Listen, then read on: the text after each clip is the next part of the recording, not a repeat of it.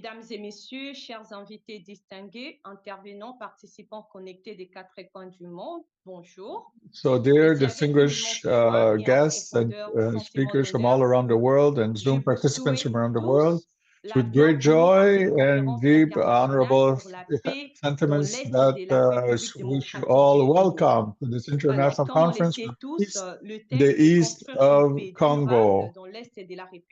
So, as we all know, the theme is building a durable peace in the east of the Republic. So we can see from a world perspective today, we are gathered not only to speak of peace, but for the thought, this thought of peace and to incarnate that thought. So this is for dialogue and constructive dialogue for local actors, for international leaders, searchers of civil society, and citizens. I thank you for all for your presence.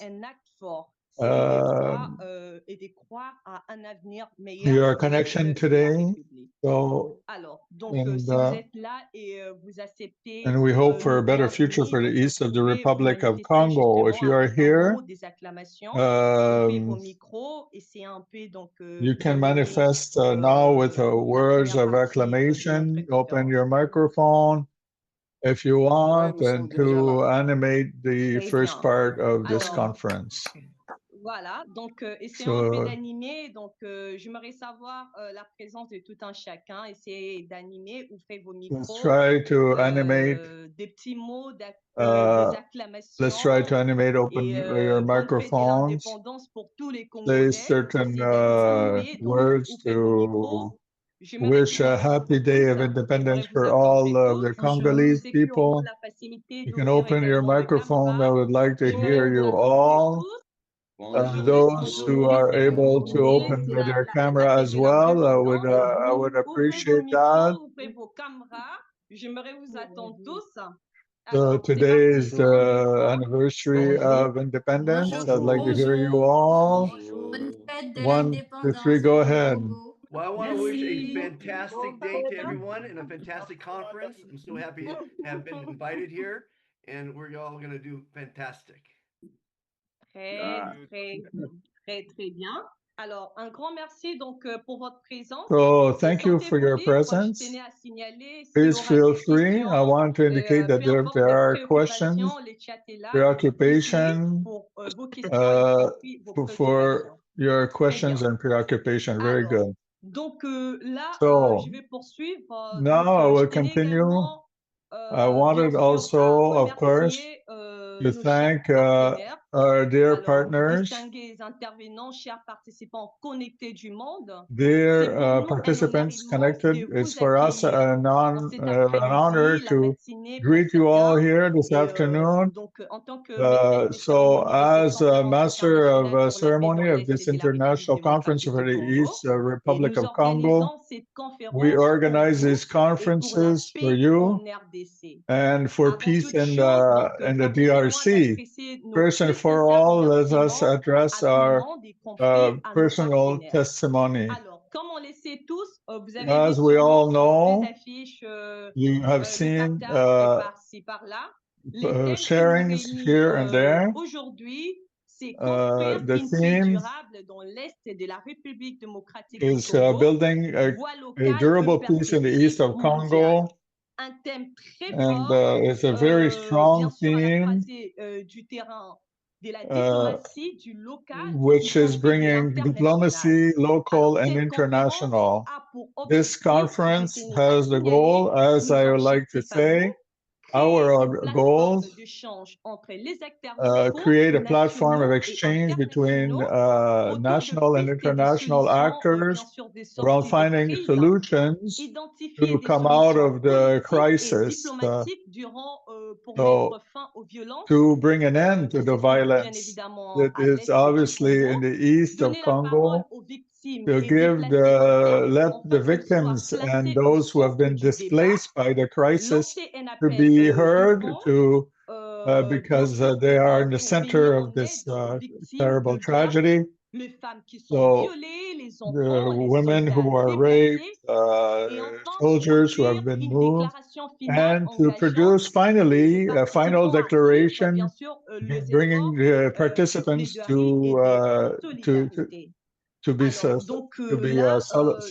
have solidarity with one another. So now I will go give the floor for the program, what follows now. If you can help me to greet Mrs. Chantal, Chételat, Komagata. So we'll give her the floor now for the welcome words. Voilà, merci beaucoup. So thank you so much. I am truly grateful to be able to participate and support this event, which is so important. It's in particular my desire to support, in particular, Synergy 243, Chris Nyembo, which I consider him as a son, because I see his efforts to contribute to peace in his corner of the DRC. This land, like many strategic locations in the world, which is at war, has long suffered a conflict with catastrophic human and natural consequences. To establish peace anywhere, we must begin with the individual level. So there is an inner struggle and a contradiction between our aspirations and our words or actions. How can we hope for peace in the family, in our ethnic group, in society, nation, or in the world? It's not international institutions or religions alone, neither the states who will resolve this problem by miracle, but rather the action of each one of us and a cooperation between all actors in society. For me, a dream of a harmonious human family, bound by interdependence, not submission or domination, and shared prosperity for all. To achieve this dream, we need universal principles and values to which we adhere, by which we live.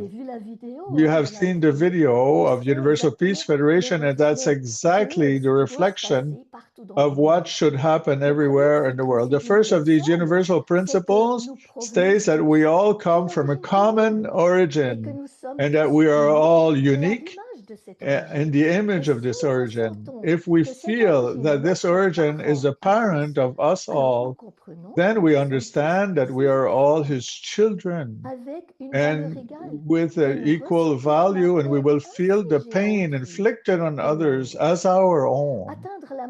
Achieving physical maturity is automatic if one has the necessary elements to take care of the body. As for spiritual maturity, it requires universal truth and true love. We all come from the maternal womb that delivered us to the bosom of the Mother Earth, but do we know where we are going next? Do we know what is fundamental to accomplish while we are in our physical lives and our physical bodies? Without knowing it, there is a very high risk of finding ourselves in a downward spiral in search of unattainable material happiness, enslaved by all kinds of addictions. We see all this everywhere in the world. In addition to overcoming ignorance of the purpose of life, we need true love. We are all born, we all want to be loved. We are all born free and equal in dignity and rights according to Universal Declaration of Human Rights. But how much of that is attained? But even more than respect, we need unconditional love. The heart develops naturally if divine love is transmitted through parents and elders. A person who has benefited from a caring environment will naturally be able to behave respectfully towards others and the natural world. It is when she has reached a sufficient degree of maturity to be of service to others through her filial heart towards her eternal parents and her fraternal heart towards others, that she will be truly ready to embark in the most intimate marital relationship with the chosen person. When all the parents of the world feel the same love for others that they have for their loved ones, then lasting peace will naturally follow.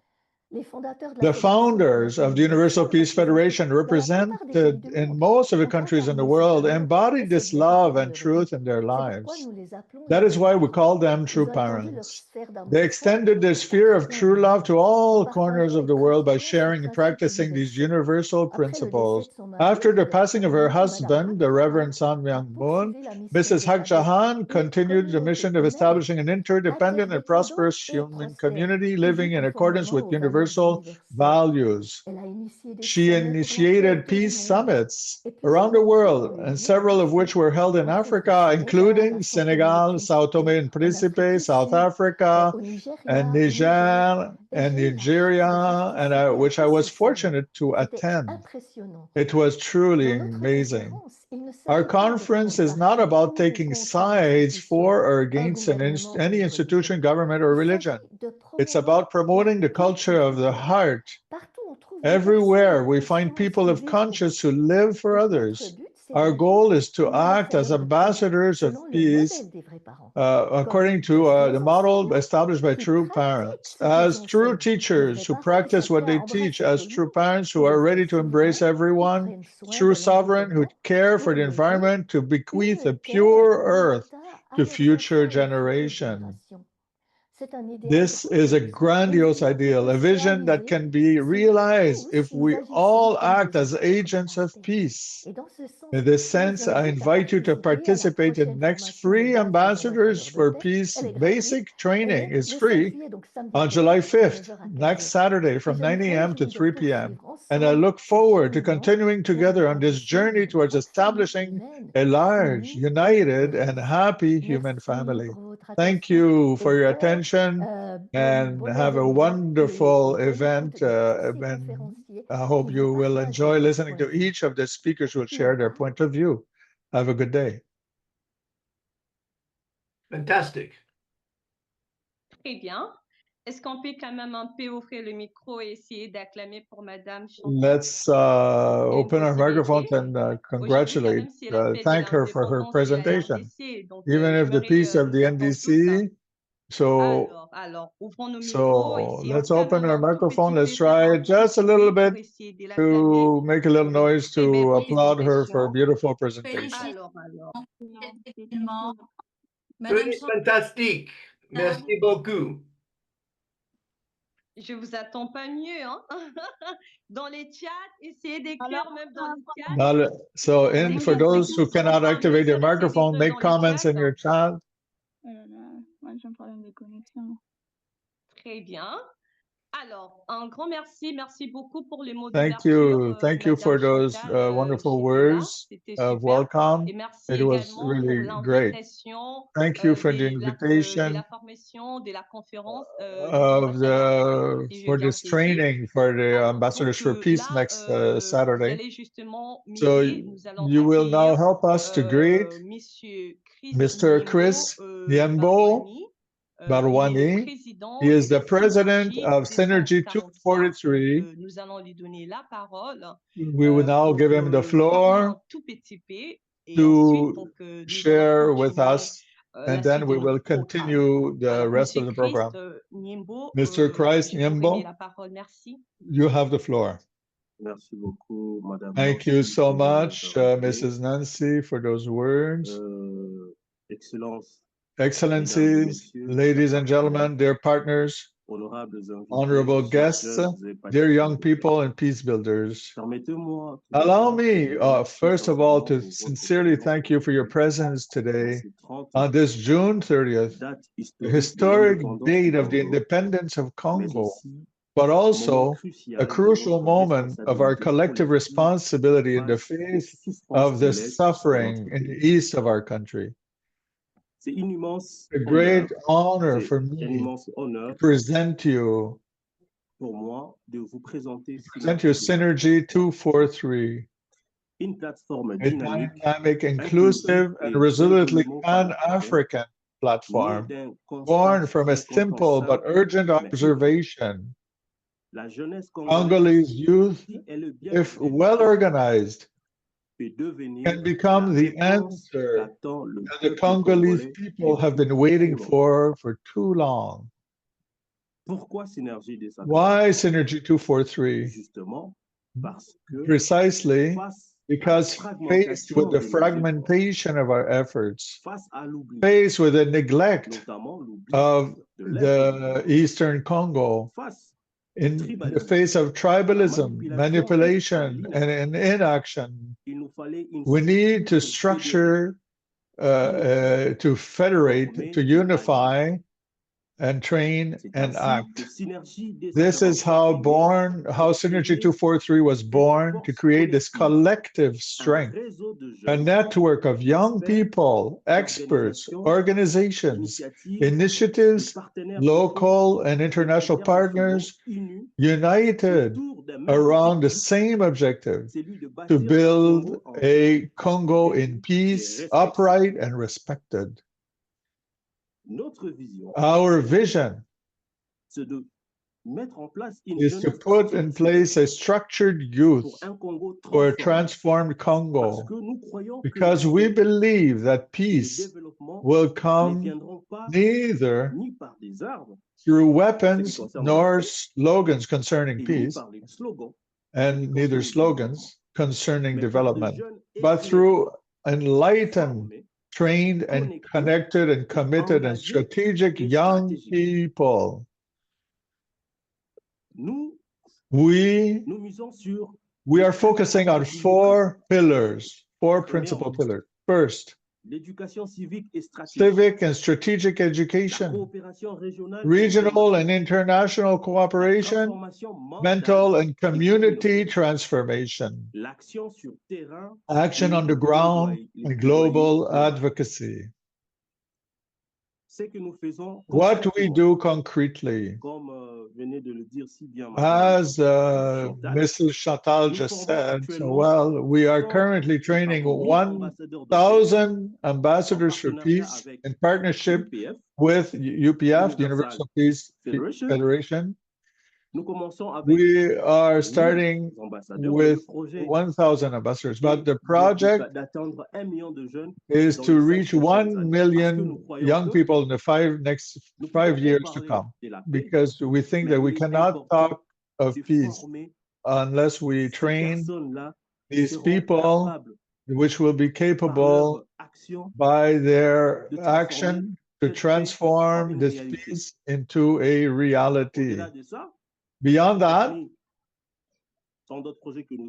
amongst other projects, we're preparing the official launch of the platform on August 12, on the occasion of International Youth Day. An event which will be held in person very soon. Very soon, we will send you invitations. Beyond that, we coordinate global awareness campaigns, including Justice for the East, an international petition that we're launching today. Beyond that, we're building bridges between Congolese youth and the diaspora, international institutions, local communities, and the media. And for the youth, we organize economic missions in order to bring young entrepreneurs and banks, and to find international investors so they can bring their support in terms of projects. Synergy 243 is not a slogan, it's a mission of reconciliation, a reconstruction mission, a generational awakening mission. We do not come to distribute empty dreams. We build stone by stone with young people who believe, even though that this country, the DRC, can still rise. Let me today launch a call. Today, we are not simply asking for your attention. We are calling you to engage with us. Partners, institutions, NGOs, intellectuals, influencers, you all have a role to play Join us, invest in the future, be voices of peace and action. Together, let's write a new page, the one where the Congo will no longer be the battlefield of Africa, but the cradle of its rebirth, and especially its own rebirth. I thank you. Long live the youth standing up. Long live Synergy 243. Long live peace, and especially happy Independence Day. Thank you. Merci beaucoup, Monsieur. Thank you, Nyembo. Mr. Chris Nyembo. Donc, thank you, Mr. Nyembo. We will now really give our ask you to applaud for Synergy 243. Amazing presentation. Thank you for this great presentation. And I hope that each one of you will say that synergy is for everybody. Thank you for your presence. Thank you to all to participate into this conference. Thank you as well to Mrs. Chantal. Chantal Komagata. Thank you, Mr. Chris Nyembo, for these opening words, including the speech for Synergy 243. At this time, we will now go to the very important part, in the second part, concerning the conference. In this case, I will invite Mrs. Marie to continue the next part of the program. Mrs. Marie, you have the floor. Merci, Madame Nancy. Thank you, Mrs. Nancy, for giving me the floor. Thank you for all those who joined us for this conference during this special day for the Democratic Republic of Congo. Continue our program now. We will now open our panels. You will have a cohort of orators to talk around the theme, which is bringing us today and this day. It's about peace. And for this, we will now ask Mr. Fotso Ngassa, who is from the Cameroon. He's an entrepreneur involved in agriculture, intelligent, and he's also a founder and director of H.E Livestock. He is ambassador of the Cameroon youth. He will expose on the role of young people for the construction of peace. I'll give you the floor, Mr. Fotso Ngassa. You are welcome. Thank you, everyone. Merci. I hope you can get me. Hello? Oui, nous vous écoutons. Okay. Today, I think I'm happy to be here, not only because of Congo, because of the cause of the whole of Africa. I'm here to represent Africa as a whole, not only Congo, because the problem Congo is facing can be faced by us tomorrow, us Africans from different part of the world or different part of the countries in Africa. Okay, today I think the youth, they have a crucial role to play in sustainability and peace keeping in the eastern region of Congo, because the youth the young people play a crucial role, and this will contribution are visible in multi-level. Okay. Today, I think young people play crucial role, often underestimated, because the young people's role are often underestimated because some of them are distracted in certain things that are happening all over. Young people of today, many youth are involved in campaign against hate speech, sexual violence, ethics division, and misinformation. They use social media, music, theater communication, radio, and peaceful demonstration to spread message of peace. So our community mobilization and awareness raising can help the youth to spread peace in various areas. Another contribution of the youth, another point is conflict mediation and prevention.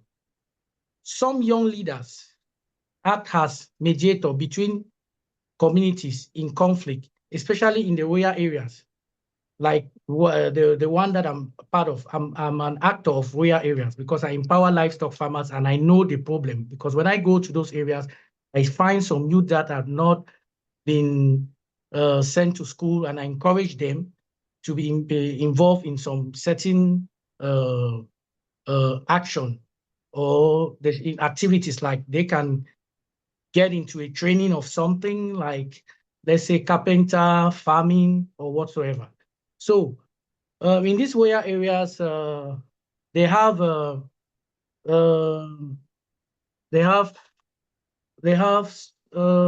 local population that makes a lot of the local population which are not interested in some activities which promote them to be interested. That, let's say, the leaders that they are inhabited by those local areas, they don't promote them in inspiring activities that can push them not to be idle. So they just sit and start doing all kinds of things. So another point is engagement in civil initiative.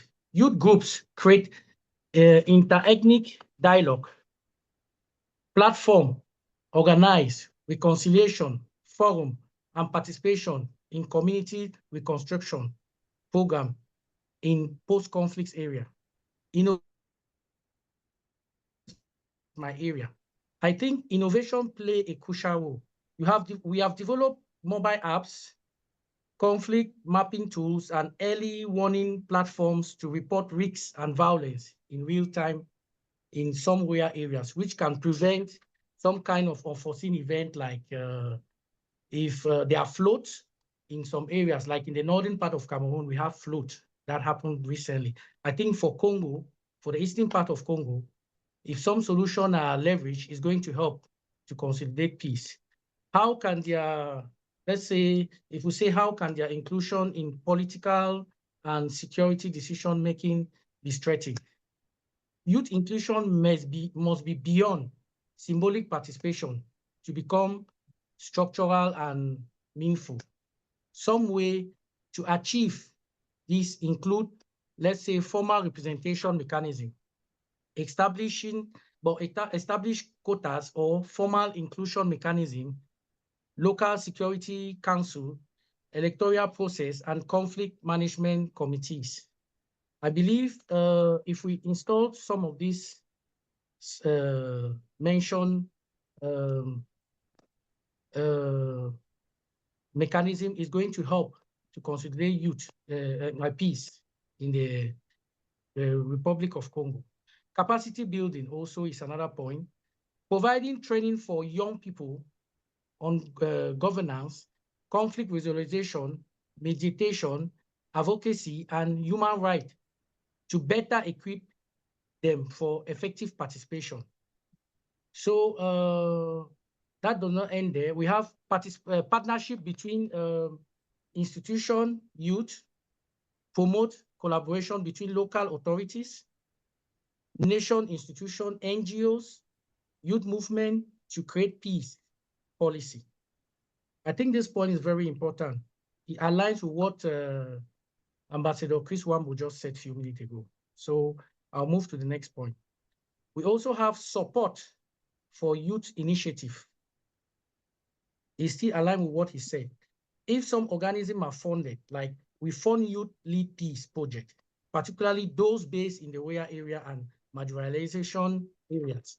So these are the things that help to occupy the youth, not to be distracted, and to avoid being a participant of hate speech and violence. So, okay, I'll move to the next point, limitizing youth voice.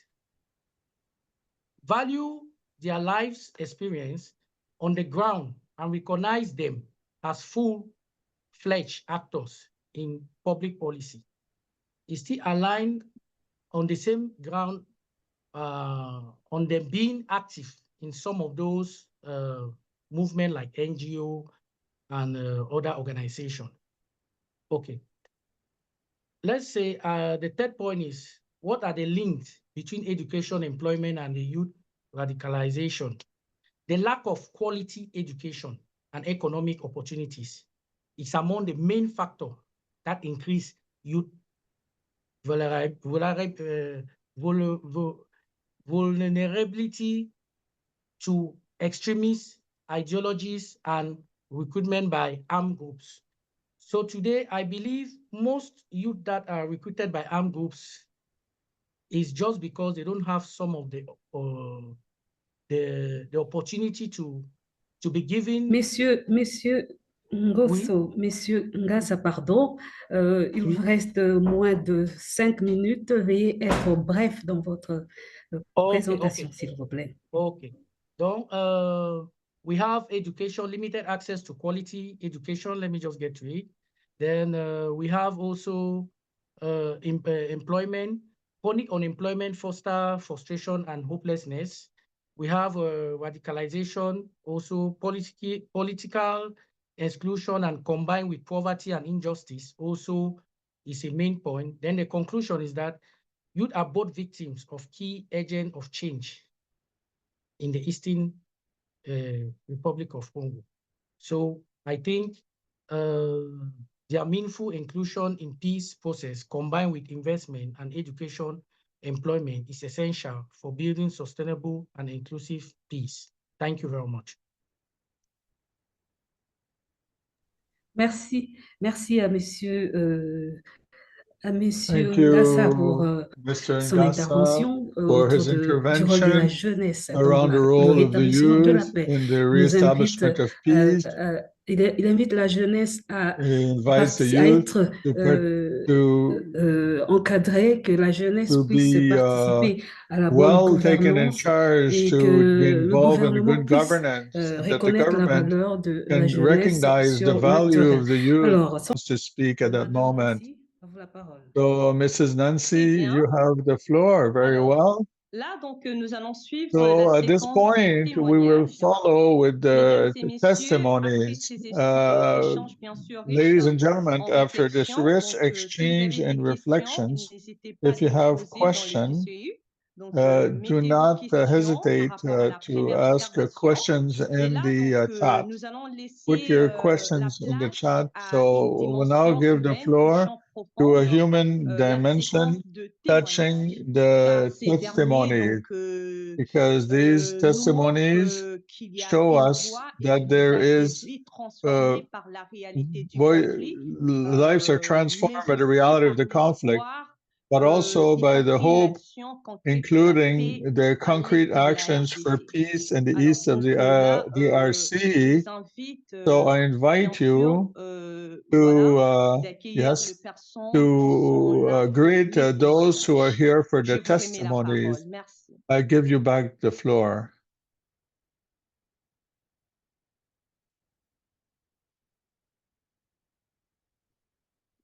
Bonjour à tous.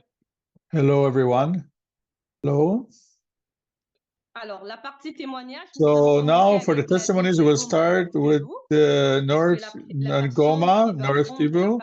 The person who will speak for North Kivu, are you there?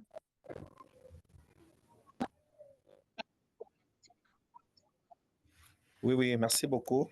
Yes, thank you. I am here. Vous avez la parole. Juste 2 petites minutes. Merci. Oui. Yes. Oui, par rapport au témoignage, j'ai articulé. Concerning the testimony, I will start by thanking the initiative of Synergy and as well as the President, Mr. Chris, the Ambassador, who allowed us to express ourselves on the question of the international. We have, many are listening. We have to express our voices. We are truly grateful concerning the efforts that the Synergy is holding and the synergy could reach its goal. Mon témoignage est articulé sur My testimony is focused on three references. First is the testimony I must give. Second, l'analyse the analyse of the current situation. Et le troisième, c'est and the third is des solutions que j'ai solutions that I have à voir où on that I would like to share with you. En ce qui concerne les témoignages, Monsieur Jean-Marc, excusez-moi, oui. Donc ça sera mieux pour nous que vous essayez un peu So it will be a little bit better if you can start to explain those 3 points. Ça sera mieux donc de nous briefer. Oui, en fait, voilà, les 3 yes. points. Can you please explain the 3 points of your testimonies? Thank you. Oui, en fait, yes. Par rapport au témoignage, je vais Concerning commencer the testimony, I will start with the analysis of the situation et les pistes de solutions. And solutions. Those are 3 points that I will address. En fait, ça fait plus so it's been several years that I've lived personally in the city of Goma. Before the city was taken over, before the city would be occupied by M23. It's true, there was a calamity, but there was not enough really of security. Everything started personally from what I'd experienced with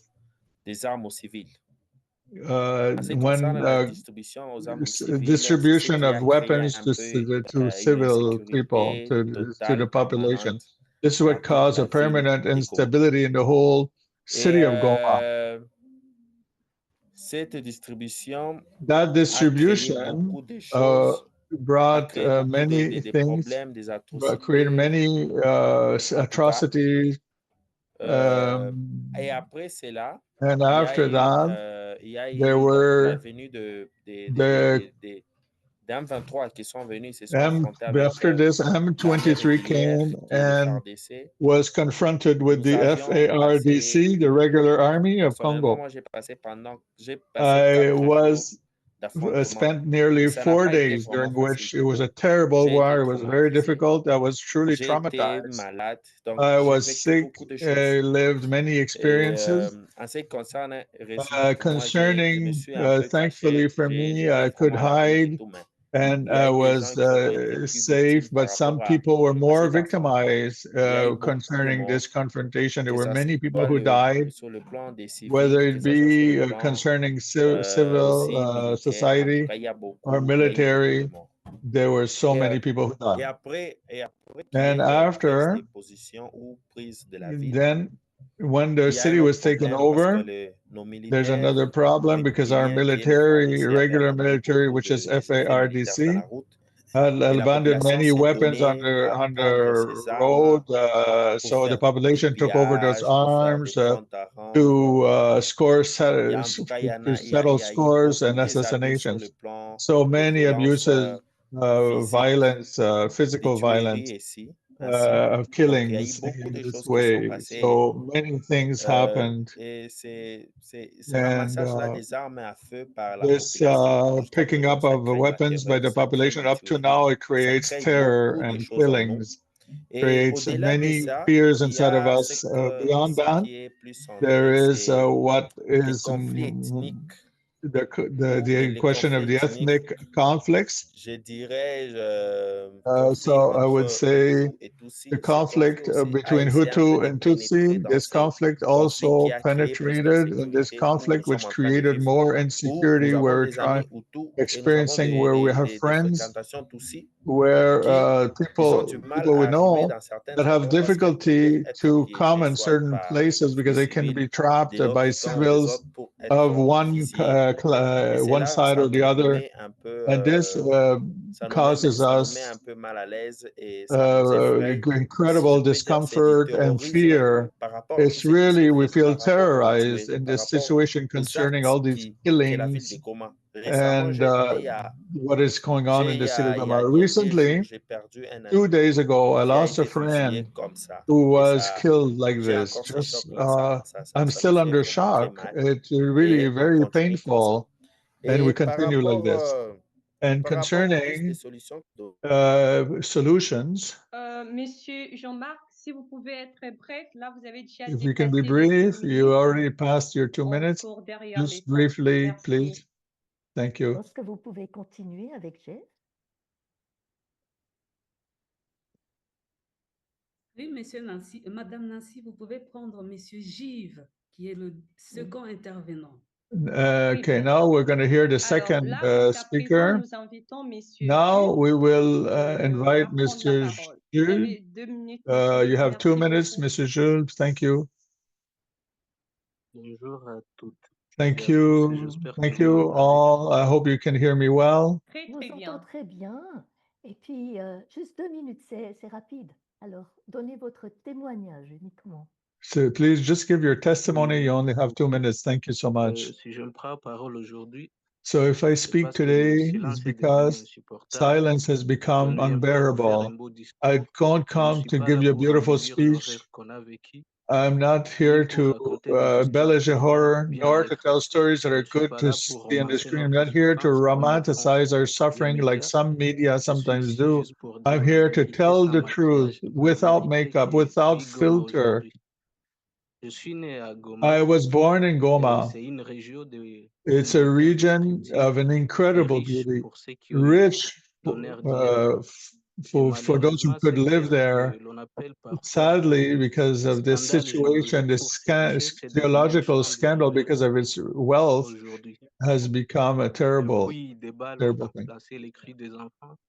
The noise you hear is the children. The school became refuges.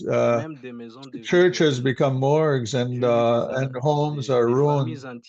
I see the entire family displaced one day to the other. Villages destroyed. Children deprived of their childhood. I live the inhumanity. I'm here broken as all the inhabitants of this zone to believe that it's normal, that nothing can be like before. But when people speak of us, they just a few seconds, we just say it's a complex conflict. It seems like it's just numbers and statistics. We observe us as people. We are so shocked by this story. For the little that I can speak about it, I speak for those who cannot speak anymore, for those who resist in silence, for those who pray in the dark. I'm not here to ask for pity. That's not what we want. I'm here to ask to call to your conscience and true solidarity. And to you who listen to me, I ask one thing. Do not turn away your look, because FDC suffers, Goma suffers. If you have the chance to have a voice, a position, a media, an influence in any way to tilt the balance in favor of this innocent population, please use it, and do not let the silence kill those that weapons have not yet touched. Thank you for listening to me, and thank you for not forgetting us. Thank you. All we can tell you is we really carry you in our hearts, and we will all put our hand to the plow and see what we can do to help the population of Congo. Now I give the word concerning testimony to the city of Bukavu, South Kivu. If you're there, please manifest yourself. Thank you very much, Mr. Jeva. Bonjour, Madame. Hello, Mrs. Nancy. Bonjour, Monsieur. Vous avez 2 petites minutes. Merci. You have 2 minutes, please. Merci. Go ahead. Thank you.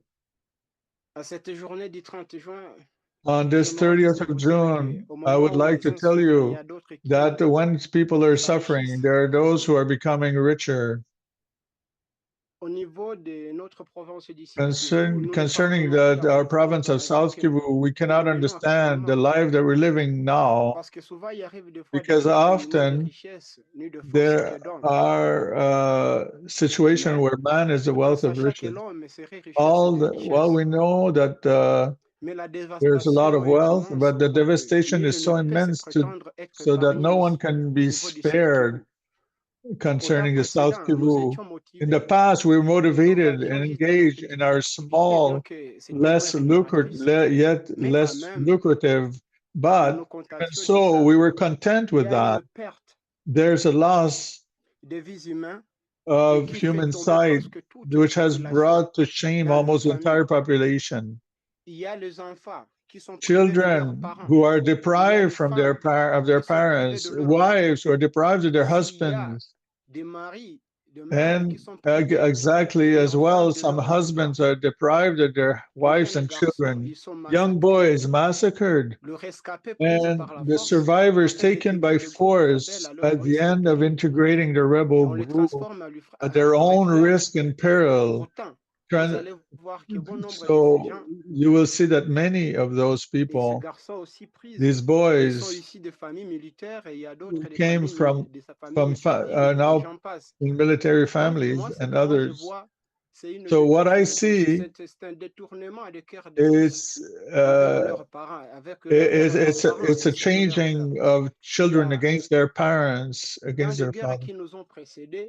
So in the wars that have preceded us, there was an exodus. People were leaving the city to go into the deep countryside. People in the countryside are coming to the city when there's nothing in the city. The activities remain chaotic. Imagine the interior, which were today is now transformed and becomes a battlefield. Is the reality in my city? There's not one day, one night without seeing the deaths. So the sound of bullets are just all the time. We don't know. The parents are confounded with the children because they don't work. Nothing is happening. And we observe almost the whole population are affected by maniacal depression. We can say that in our countries, in the years that preceded us, it wasn't like this. But there's something I want to propose. As I said in the beginning, this world is so imprevisible. When some people are buried, those are becoming rich. Peace, for me, take it as a thing of an inestimable prize that no one can recognize the place where we can buy peace. So love is the most important thing. When we have love, we do everything we can to protect it. We protect it against all difficulties. If policy. So first, we will never know the peace in the DRC so long as the key people of the political figures that we have from generation will be changed, because they are the one who constitute the vicious center of the troubles. And thirdly, the youth must get involved in this fight for peace, and will get involved in the educational field. So this is like the external threats will be seen as the stubble and the hippopotamus's back. With young people, entrepreneurship is possible if the government does not stifle it. So I would say, to conclude, that there is an opening, should be opening of youth support centers in order to channel their potential. That's a bit what I can share, but we have to understand our pain is so deep, and so we don't know who to trust, but we put everything into the one who's the master of all justice. Wow. Thank you very much, madame. Wow. It's a very touching. It touches our hearts deeply. Even through this testimony, we are deeply touched. But I want to tell you that with Synergy 243, we are here for you. we take your pain, and together with Chris Nyembo, we will try to find solutions. And we call to partners, associations, and all together we will build a country that is more beautiful than before. Thank you, Mr. Kuti. Now, I will invite the city of Uvira, South Kivu. You can take the floor for a few minutes. Thank you. Chers ambassadeurs, chers collègues, bonjour. Dear colleague, dear ambassadors. Bonjour. Hello. Premièrement, nous vivons une First, situation assez complexe à Uvira. we live a very complex situation in Uvira. We live in complete insecurity because we do not know when the troubles will end. Deuxièmement, secondly, the city of Uvira is marked by theft, steal, and theft and insecurity.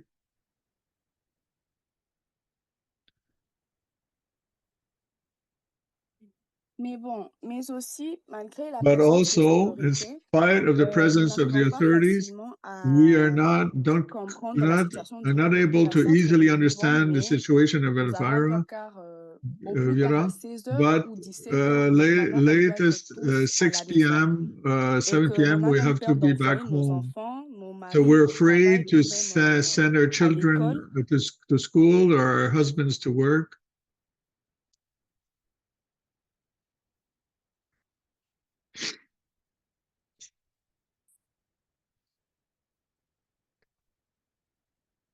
Très bien. Vous êtes là avec moi, Madame Biani?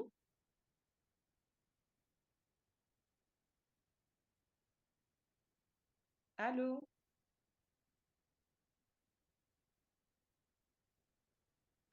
Alors, donc là, nous allons poursuivre. So then we will follow continue as before she can come back to finish. So now I will invite Bunia, Ituri, if you're there for your testimony, please manifest yourself.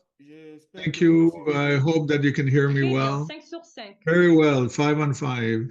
Merci. And thank you, ladies and gentlemen, dear collaborators, excellencies, Mr. the Ambassador. It's with deep emotion and sense of responsibility that I speak to you today. As direct witness of the horrors and the suffering caused by the war in Ituri, I will share the silent voices of those who have lost. I was directly touched by the violences affecting a region. Those violence became an ambush by the ADF terrorists in Toli in Mombasa territory, as I was going to get food with relatives.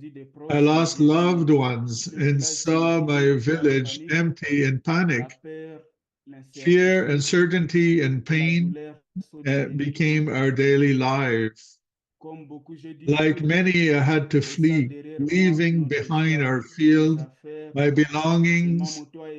My motorcycle was burned, so I could not recuperate my things and my motorcycle.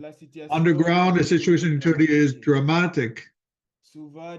Often overlooked by national and international media, Ituri province is experiencing clashes between armed groups that are multiplying overnight, causing human losses and massive population displacements. Civilians, especially children and women, are paying the heaviest price. These armed groups are national. We see those national groups, Codeco, Zaire, FPIC, and the Chinatuna, and so on. And other groups are foreign, which were ADF and Bororo rebels.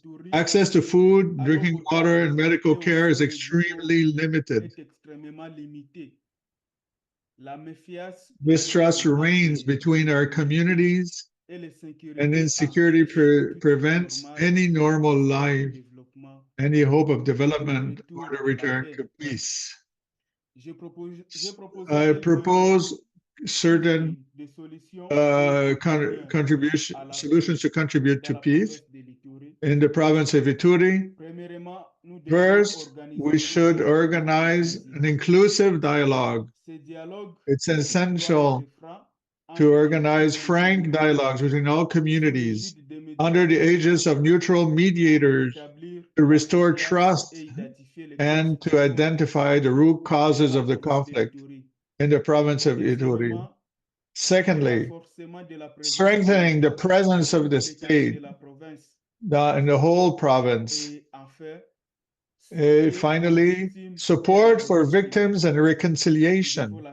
We must support victims to launch a campaign to accompany the victims, promote reconciliation, and invest in education to prepare for a better future, far from hatred and revenge.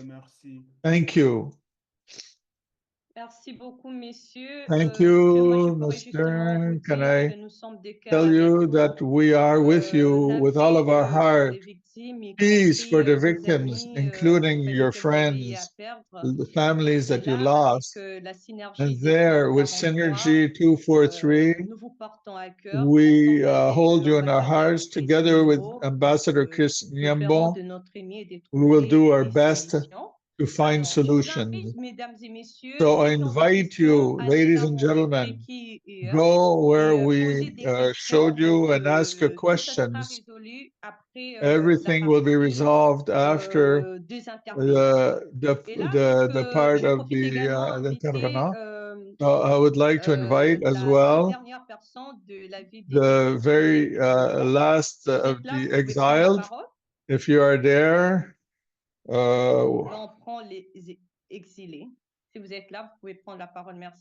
if you are there for the exile, please take the floor.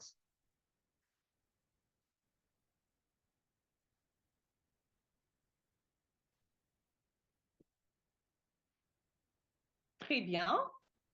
Et very donc, well. Voilà. Et là, So here, auprès de la now I come back with the lady, the city from Uvira who had a difficulty with the connection. If you are there, you can finish your presentation. La ville de Uvira. The lady from Uvira and Sud Kivu. It was a lady, I think. If you're there, you can take the floor. So I'm so sorry for my connection. No problem. Mrs. Boigny. Yes, Biani Bashonga, that's right. Wonderful. You have 2 more minutes. So my testimony, I feel a profound sadness concerning what we are living today. I cannot compare the situation of Uvira and the situation of Bukavu and Goma, but it's a situation that is quite complex that we are experiencing here. There were murders, theft, rapes, even children are kidnapped. The reality in the city of Uvira is marked by the insecurity, total insecurity. In the rural zones, in spite of this, the population is living in uncertainty. Thirdly, what do I propose to help for a concrete course of action so that we can be stable mentally and financially? I propose to strengthen community dialogue, organize regular meetings between young people, local authorities, community and religious leaders. Create safe spaces where communities can freely express their needs and fears, and yeah, that's what I propose to bring stability. And also at the home,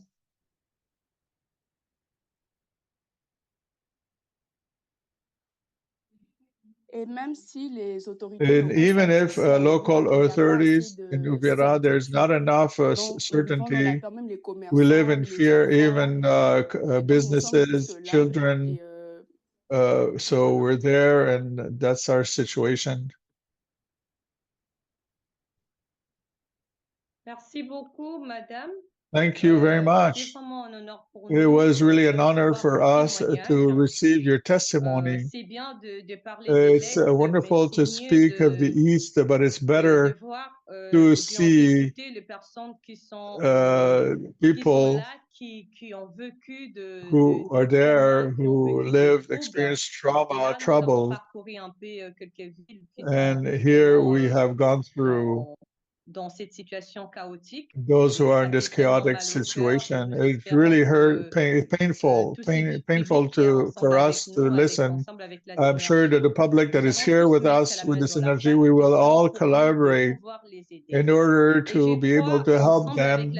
And I think that together with Synergy 243, we will change many things on that level. Thank you very much for your testimony.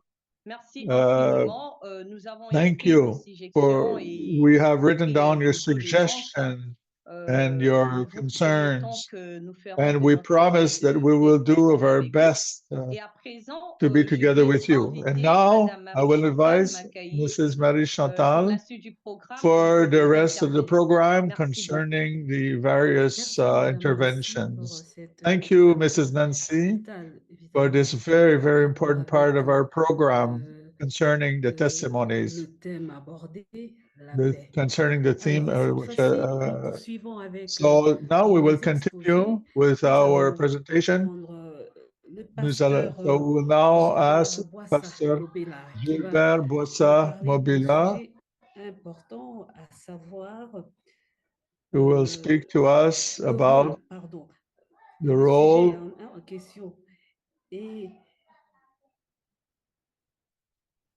si vous m'écoutez, apparemment j'ai un problème. It seems that I have a problem.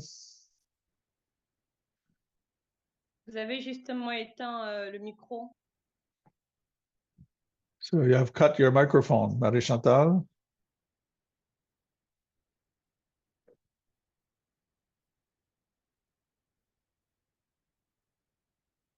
Madame Marie Chantal, vous pouvez ouvrir vos micros, s'il vous plaît? Ok, pardon, excusez-moi. Messieurs, I'm so sorry. je disais que nous allons prendre we will now ask Pastor Gilbert Boissa Lobela, who will speak to us of community leadership and local initiatives of resilience. Thank you, Pastor, for having responded to our invitation. You have the floor. Thank you. Can you hear me? Oui, vous êtes audible. Oui. Merci beaucoup. Thank you very much. I am Pastor Boissa. I represent the Universal Peace Federation in the east of the RDC. We know that we are today on the 65th anniversary of independence of the DRC. We thank Synergy 243 to have involved us in this activity, as well Mrs. Chantal of the Universal Peace Federation Switzerland. I would like to address the question of communities, the role of communities that are involved, their role in the resolution of conflict. It has now been 3 decades that the DRC is going through difficulties in the eastern, which is the epicenter of the conflict. So we are looking for the real solutions, because it's human lives that are taken and children are abandoned, and is orphaned children separated from their parents. So they're living outside under this clear blue sky with no protection. We are called to take responsibility, effective response to find solutions, adequate solution to bring peace. That's how we must play a big role in the east of the DRC.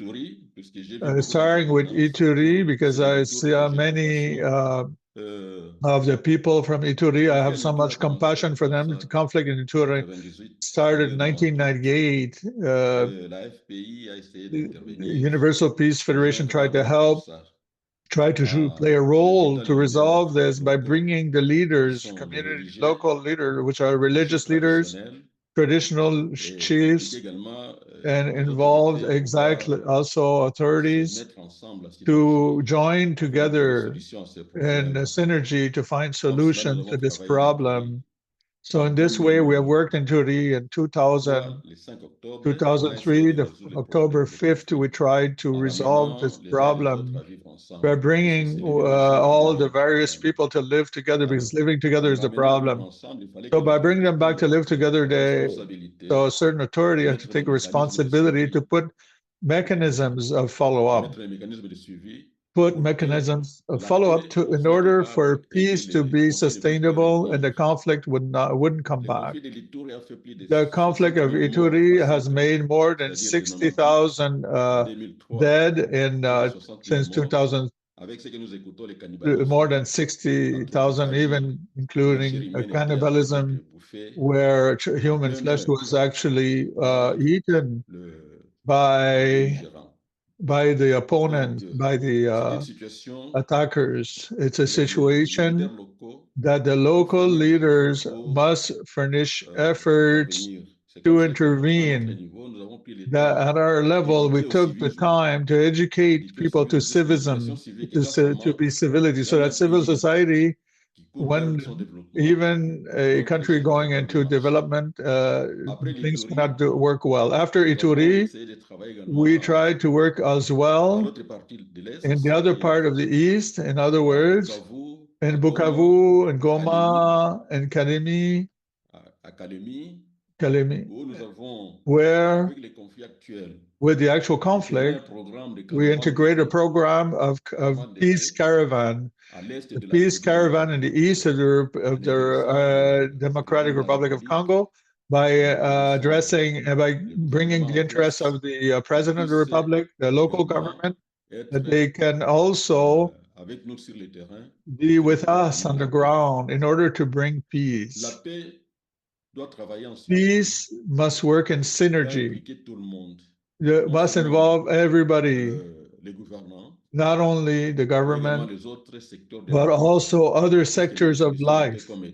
We define peace as a state of principle of equilibrium, of cooperation between all various entities. We have to unite together in a holistic way in order to recover peace. The actual step we are in, we're establishing the data, gathering data to understand the Congolese conflict. It's a conflict that reincarnates of old conflicts that have not been resolved, which becomes multi-dimensional with the problem of identity, with economic factors, with institutional factors. One organization cannot do it. There has to be a synergy, and if a real synergy, working synergy, to bring an end to this. In Ituri, we have tried to accompany more than 1,200 children that we recuperated from armed groups through the mobilization, demobilization. So these children, we accompanied them so they can be integrated in society. That's what we have done in Ituri. And also with the international community, in order to bring light to who is bringing this problem and these armed struggles. So we're now working with religious leaders, who's put in place a structure of the Council of Confessions of the Liturgy. This structure we're putting in place by putting in place a network of peace ambassadors who must work and get involved, looking for real peace, because today real peace is only defined in the political accords. Because we think that political accords cannot bring peace. But besides this, we have bring in a culture of peace where we must invest ourselves completely for education at all levels. The family, which is the basic cell of society, is a man unto itself. But it's the family that trains individuals to go. Okay.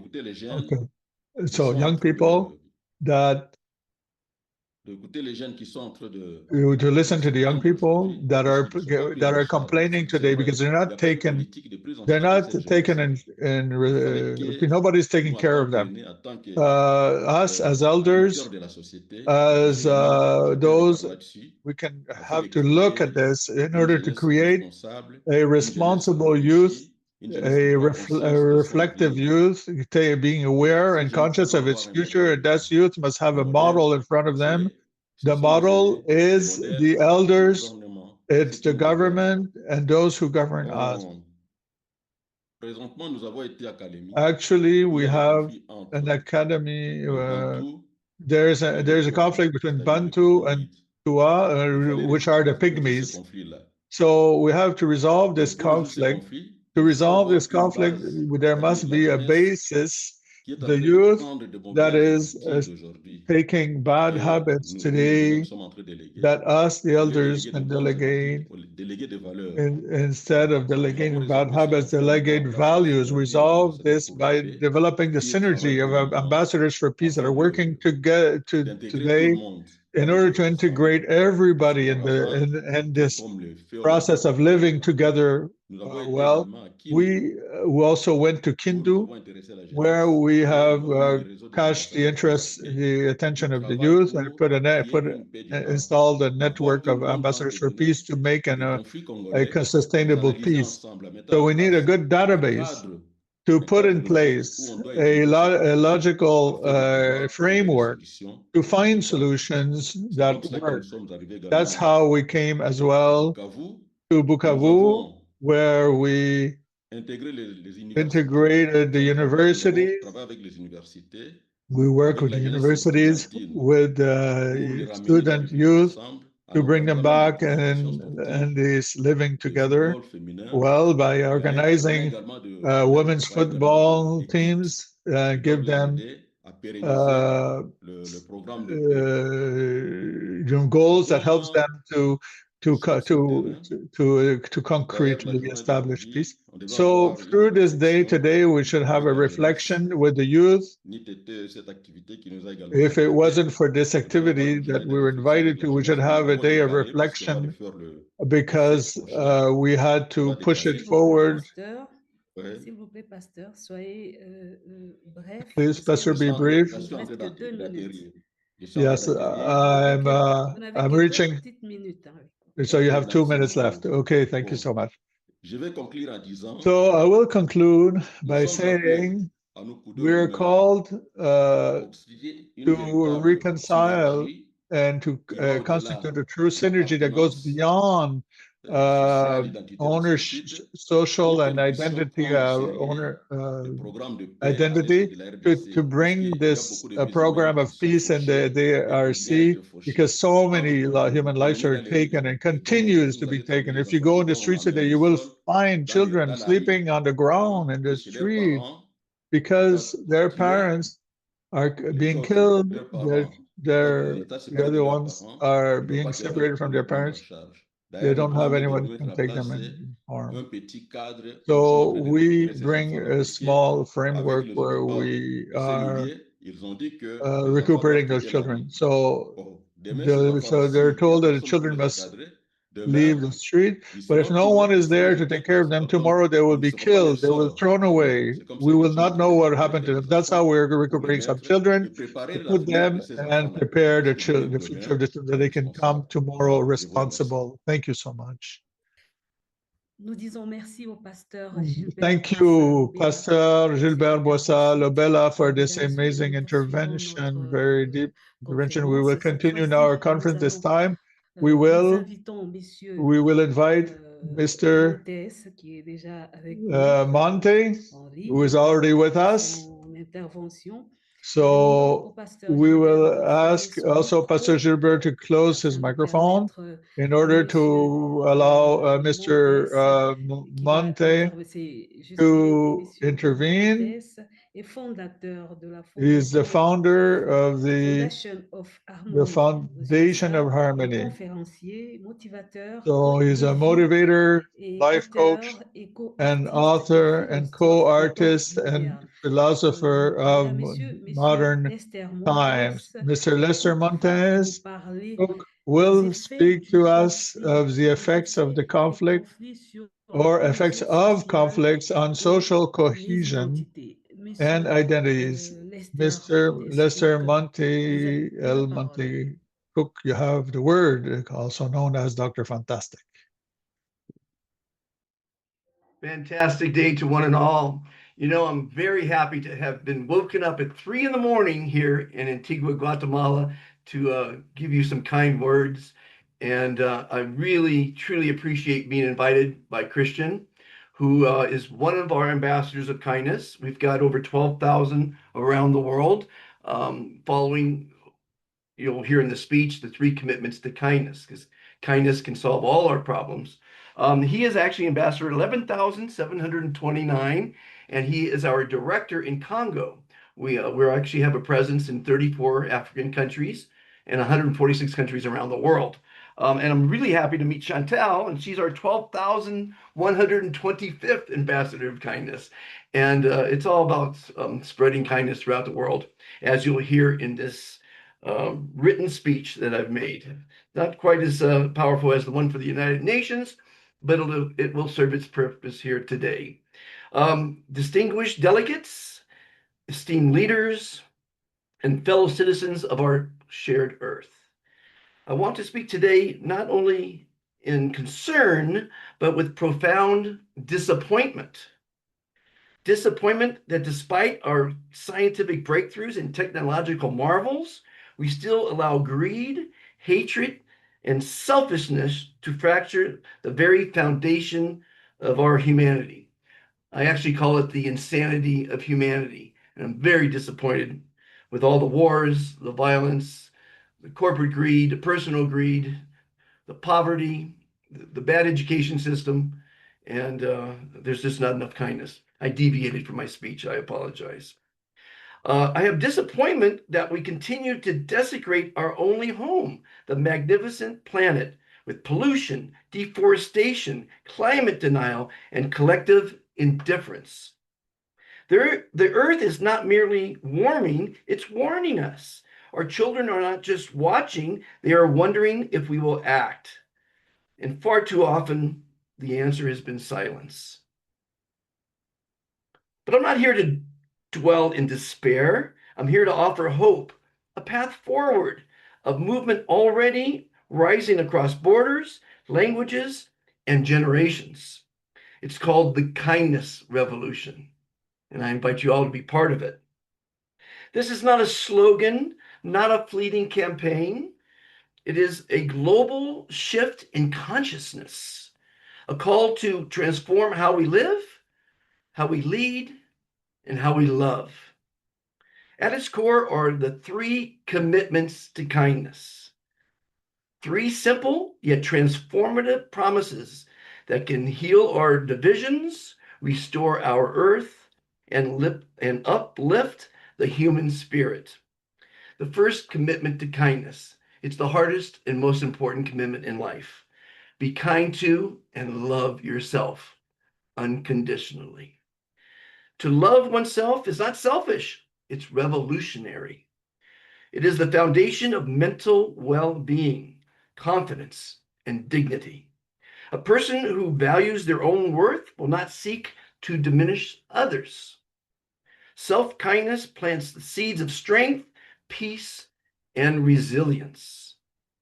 The second commitment to kindness: be kind to all others and God's creatures. It's one of the 10 commandments. Treat others as you would like them to treat you. Regardless of race, religion, gender, language, or belief, we are one human family.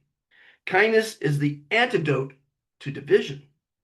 It builds bridges where fear builds walls. It nurtures it nurtures empathy, disarms hate, and makes peace possible. In the Democratic Republic of Congo, we witnessed how conflict has shattered social bonds, turning neighbors into enemies and communities into factions. Decades of violence have left behind not just broken infrastructure, but broken trust. This fragmentation is not only physical, it is emotional and psychological. It has scarred identities and silenced shared stories. So how do we begin to heal these deep divisions? We begin with kindness.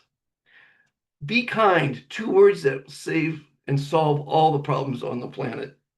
Not just a feeling, but as a practice. Because kindness creates space for truth-telling, for justice, for reconciliation. And through that process, we can begin to repair the human connection that war has torn apart. The third commitment to kindness: be kind to our Mother Earth. Use less, buy less, recycle, repurpose. Our planet is not a resource, it's a relative, a sacred giver of life. To be kind to the earth is to acknowledge that sustainability is not a policy, it's a responsibility. We must act now to restore what we've broken, because there is no planet B.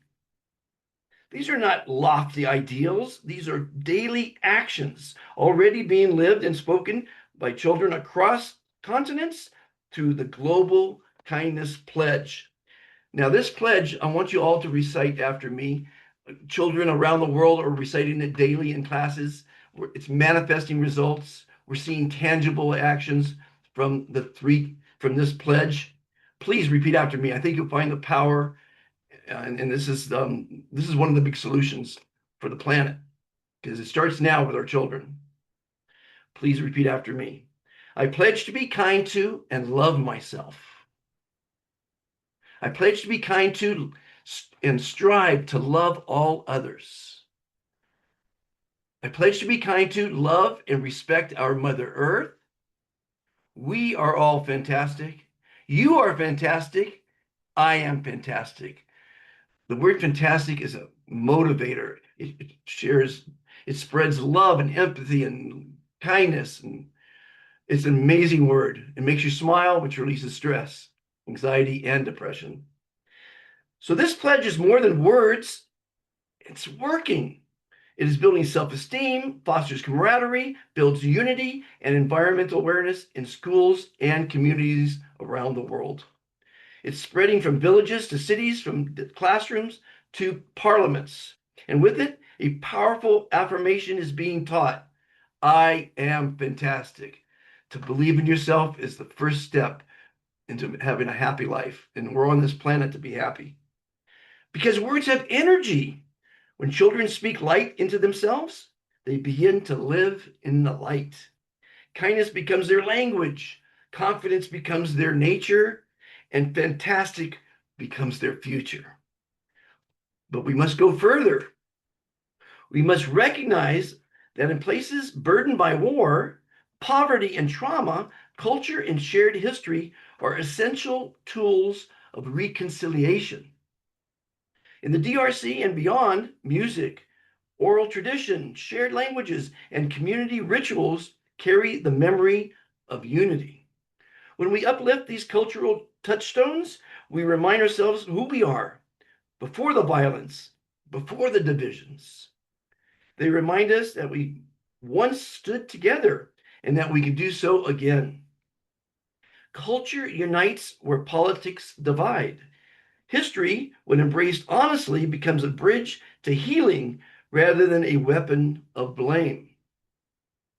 And finally, we must ask, how do we combat hate speech and stigmatization, which continue to poison our discourse? Well, we counter them with a new language, the language of kindness. It's very powerful. Through media, education, and leadership, we must amplify messages of dignity, inclusion, and shared humanity. We must teach our children that their words matter, that their voices can either hurt or heal. Words do matter because words affect water, and we're 80% water. Let kindness be tougher than hate. Let truth be stronger than stereotypes. And let unity overpower fear. But how do we globalize this movement? Well, I ask governments, NGOs, educators, leaders, and you, the common man, to join the kindness revolution. Teach the 3 commitments to kindness in every school. Promote the Global Kindness Pledge in public services and civic life. Replace hate speech with campaigns that celebrate our common humanity. Let kindness be embedded not just in principles, but in policy. This is not a dream. It's a decision, and one we must make together. The 12,000 ambassadors are joined this kindness revolution one at a time. It's the world's best kept secret. Let the kindness revolution be our shared legacy. Let it remind us that peace is not passive. Sustainability is not optional. Unity is not naive. These are not luxuries. They are acts of courage and acts of kindness. Because a kinder world is a cleaner world. A kinder world is a safer world. A kinder world is a possible world. Let us not wait for history to act and why we didn't act. Let us be the generation that shows love over hate, humanity over hostility, and kindness over chaos. Let us be fantastic together. Please join the kindness revolution at worldkindnesslist.com. I thank you from the bottom of my heart. It's an honor to be here. It's an honor to see such loving, kind people trying to make a more peaceful world. And it's possible, one person at a time.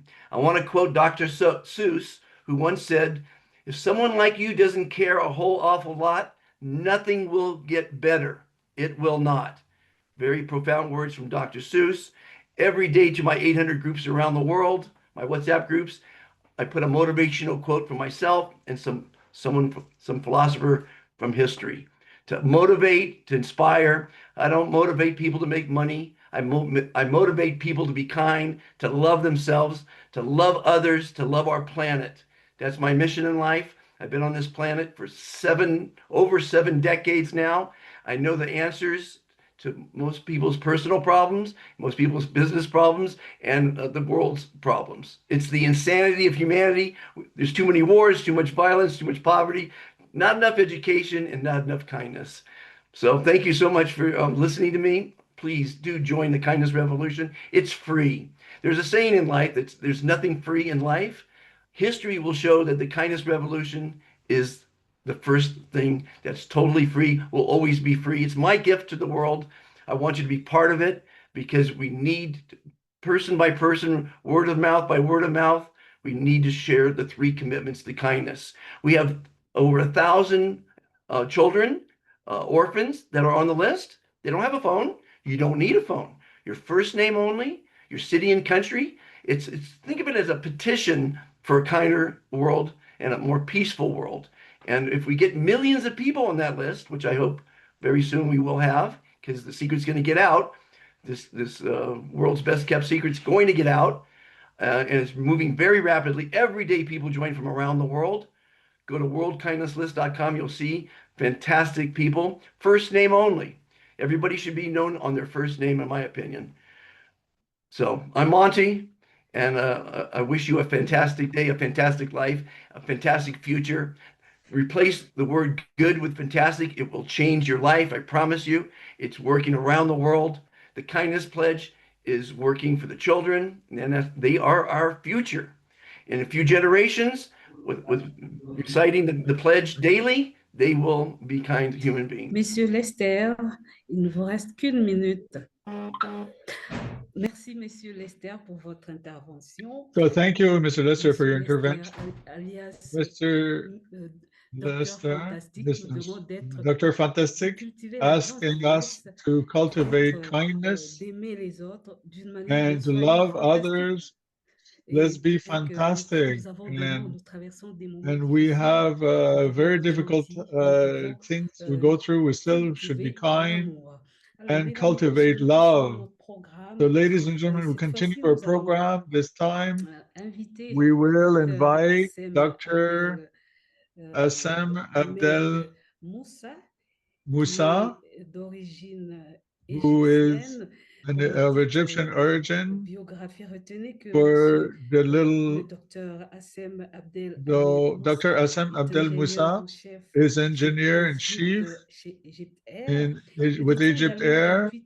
He also has 28 various awards in entrepreneurship and member of the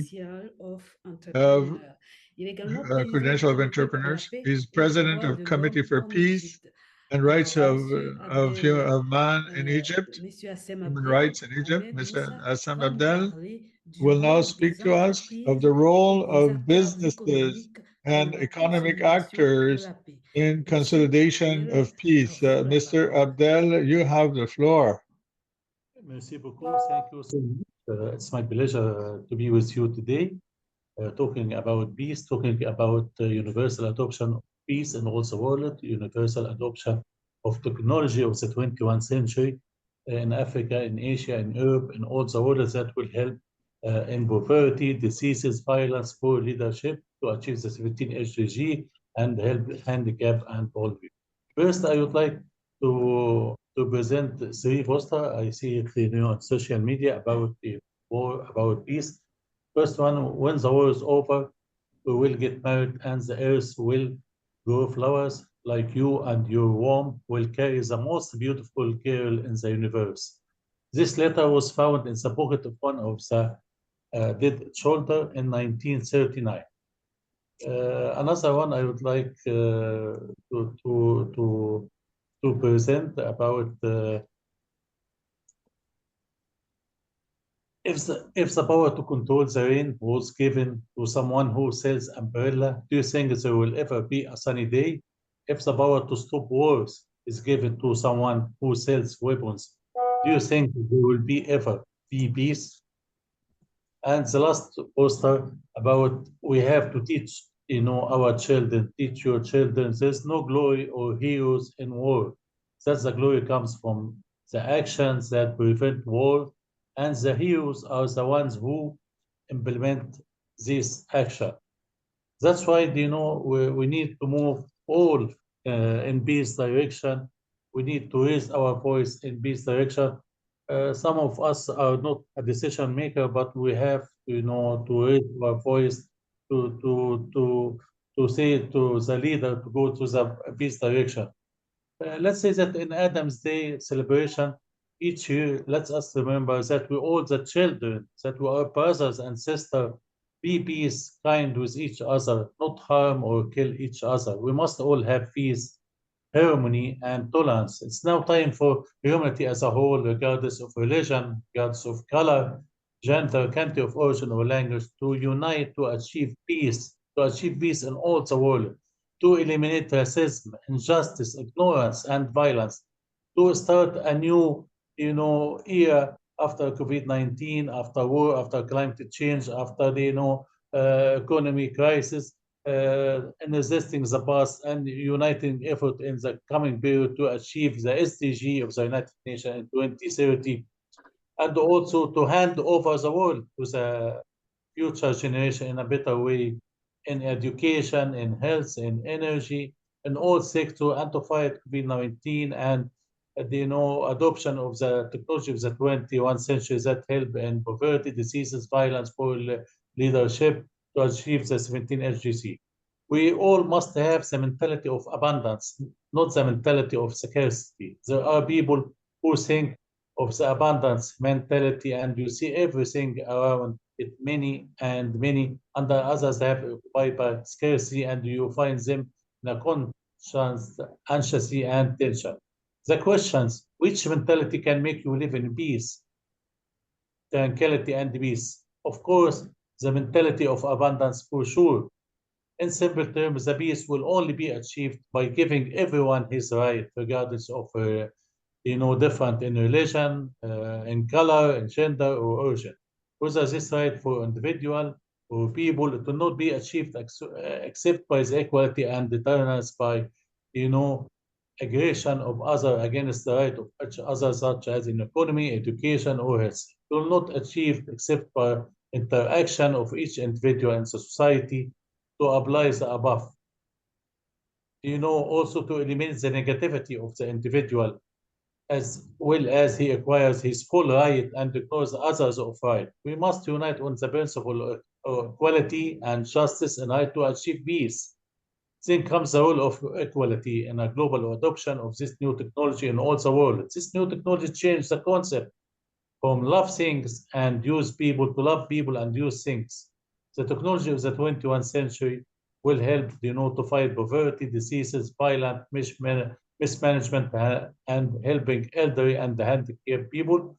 We will, give example how will help, in general in fighting COVID-19 in a sector like, for example, industry or aviation. So this is the last chance, for our generation to hand over the world in a better way to the next generation, as we, the current generation, wish to receive from the previous generation. So let's, say some peace, quotes about, peace. I prefer peace, but if trouble must come, let it come in my time, so that my children and new generation can live in peace. Establishing a lasting peace in the work of education, all politics can do is keep us out of war.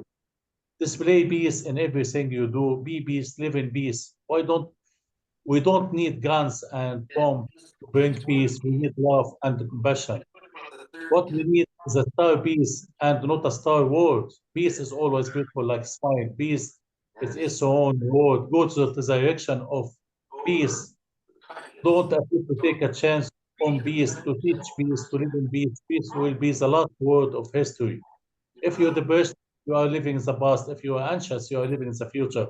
But if you are at peace, you are living in the present. We must restore hope to our young people, help the old, be open to the future, spread love and peace. Every peace we take, every step we make can be filled with peace, joy. When the power of love overcomes the love of power, the world will know peace. If you want to make peace with your enemy, you have to work with your enemy, then he becomes your partner. Peace is our gift to each other. Peace is a journey of 1,000 miles and must be taken one step at a time. Peace is a daily, weekly, monthly process. Peace is the only battle worth waging. Again, what we need is a star peace and not a star war. The second part of my talk, I will talk about universal adoption of the technology of the 21st century, artificial intelligence, IoT, cloud computing, that will help a lot, in Africa, in Asia, in Europe, So I traveled to all the world to convince people in United Nations, in ITU, in all the conference in China, in Europe, in America, in Africa, to adopt of this new technology that will help a lot. So this new technology, will help a lot of area in education, in health, in transportation, and energy. So we cannot, adopt this new technology. First, we have to adopt peace in all the world, because without peace, we cannot do anything. It's important, and the success, of this new technology, for example, in China, to fight COVID-19 will help a lot to achieve the 17 SDG of the United Nations, to help old and handicapped people. And the real challenge lies in adopting this new technology, not only in Asia or America or Australia, but also in Africa and Arab country. Will our current world and our current generation succeed in generalize the use of this new technology, and instead of spending money and the time and war, we can spend the money and the time this new technology that will help a lot to hand over the world to a new generation in a better way. The woman also, as the woman help a lot in COVID-19, can help in peace, can help to adopt the technology of the 21st century. So as COVID-19 before continue to spread widely and claim lives, this new technology is helping to hold the COVID-19. So let me give you an example about the importance of this new technology and hoping that we can adopt it in Arab, in African, in all the world, like in Asia or in Europe. For example, in general, will help, this new technology to create smart city, to a smart planet, protected environment, also in a smart house industry, changing healthcare by changing the life of a patient, preventing global warming, reconstructing building after natural disaster, also help, in agriculture group, in improving education and fighting unemployment, integrating new job opportunity, for example, like 5G, improving the economy. If you invest in like 10% or 20% in this new technology, the economy will increase by 1 or 2%, improving in home, healthcare, military, natural application, helping elder and handicapped people to achieve the 15 SDG. I hope that we can, use it in a peace, not in a war, because we have make a restriction, because, for example, drones and artificial intelligence are more dangerous than atomic bomb, because we see that, we use it, in different war, in Russia, Ukraine, in Israel, Palestine. This technology is very dangerous. That's why we have to restrict this new technology, to use it in a peace, in construction, not in deconstruction, not in killing people, not in make children starving or dead. That's why we have to make a restriction. Also, for example, let me give you an example in fighting COVID-19. This new technology will help a lot. So this new technology influences the healthcare sector. By reading the DNA, we can detect if someone will have a cancer. So prevention is better than cure.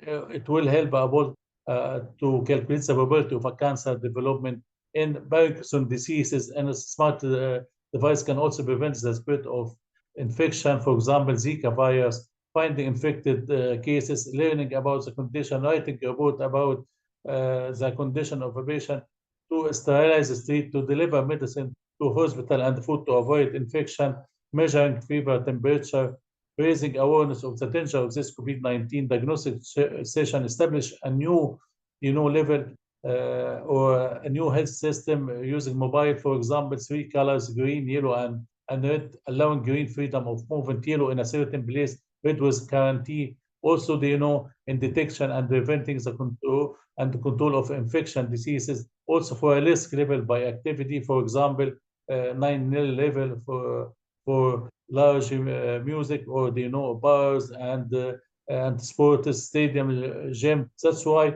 the probability of condition is very high. 90% of 2 persons, one healthy and other infected, does not wearing a mask, and 70% if the healthy one wearing a mask, 5% if the infected one wears a mask and the healthy one does not wear a mask, 1.5 if both wearing a mask, and 0 if the healthy one stay at home. That's why the most important thing to detect the infected person by using this new technology. Also in industry, let's give you, for example, in aviation, the importance of aviation. How will cloud of everything help in aviation? 67% of aviation see that will change the field to the better, and 37% have enough found to implement this new technology. It will help to save $30 billion in fuel within 15 years, improving service of air companies, improving informing passenger for a flight delay, also allow airline customer to wait for a delayed flight at office, opening a new age of passenger transportation, reducing the number of flight delay, and onboard safety, life jacket, oxygen mask, and workability of airplanes will continuously checked. Also for enabling automatic identification, smart ticket, smart recommendation, improving the procedure of departure, arrival, holding, to become more comfortable passenger, notify passenger about the time of departure, arrival, enhancing of safety and comfort passenger. All the sectors in the world, must recognize, appreciate, and get benefit of this new technology of the 21st century: artificial intelligence, blockchain, digital currency, cloud computing, cloud of things, tactile internet, digital twins, IoT, augmented reality, virtual mixed reality, e-commerce, data, and robotics. But we cannot, go through this direction before we have to spread this on all the world. Monsieur Assem, Abdel, il ne vous reste que 2 You minutes. only have 2 minutes left. Thank you so much. Thank you so much. It's my Merci. pleasure. Thank you. Hope that I can, you can get my message. Thank you so much. Merci beaucoup. Merci, Dr. Assem, Abdel. Thank you, Dr. Assem, Abdel, Ahmed, Moussa. So, ladies and gentlemen, we're still together in the concerning this conference for peace. We will now have another speaker, Mr. Rabbi Ghonda, Mr. Gabi is Congolese. He's an engineer in the American Department Army, expert in marketing with a profound experience. He is also responsible for the Department of Diaspora for Synergy 243. He will tell us about the contribution of the Congolese diaspora and the international player. Mr. Ghonda, you have the floor. Hello, hello. I hope the sound is good. Yes, the sound is good. Dear ambassadors, these honorable guests, dear compatriots in the diaspora, distinguished international partners, allow me first of all to greet you and to thank you for your presence and your commitment to peace in the east of the Democratic Republic of Congo. My intervention today will be based on 3 major questions, which I invite you to keep in mind throughout this collective reflection.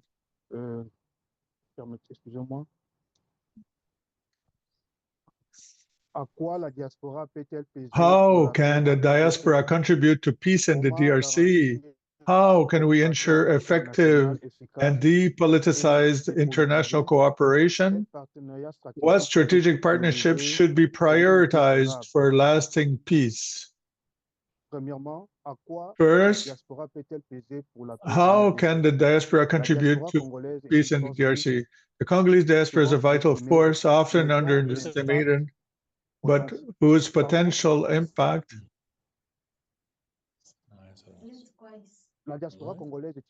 So the Congolese diaspora is a vital force, often underestimated, but whose potential impact on peace is considerable. It can intervene concretely on several levels.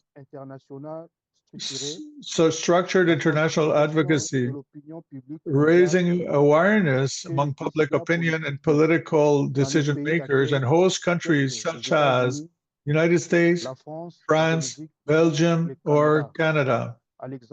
For example, organizing campaigns on change.org or as to change chancelleries and parliaments, put pressure on international institutions such as the United Nations, European Union, or the African Union. Example, sending letters, organizing forums at the European Parliament or the United Nations. Use media and social networks to carry the forgotten voices of Eastern Congo. For example, creation of documentary series or short videos on YouTube, TikTok, X, or Instagram. Organize mobilizing events, international conferences, silent marches, like we are doing today, silent marches, and charity concerts. For example, One Congo for Peace, a European awareness tour with Congolese artists, religious leaders, and academics.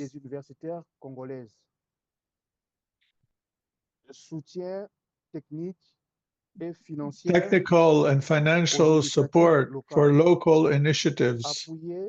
Support local NGOs by mobilizing funds in the diaspora to finance health centers, schools, and child soldier reintegration programs. Example, launch of community solidarity funds in the diasporas of London, Paris, Montreal, networking peace actors, promoting twinning between local Congolese NGOs and foreign institutions. Second point, which we want to address, how can we ensure effective and depoliticized international cooperation?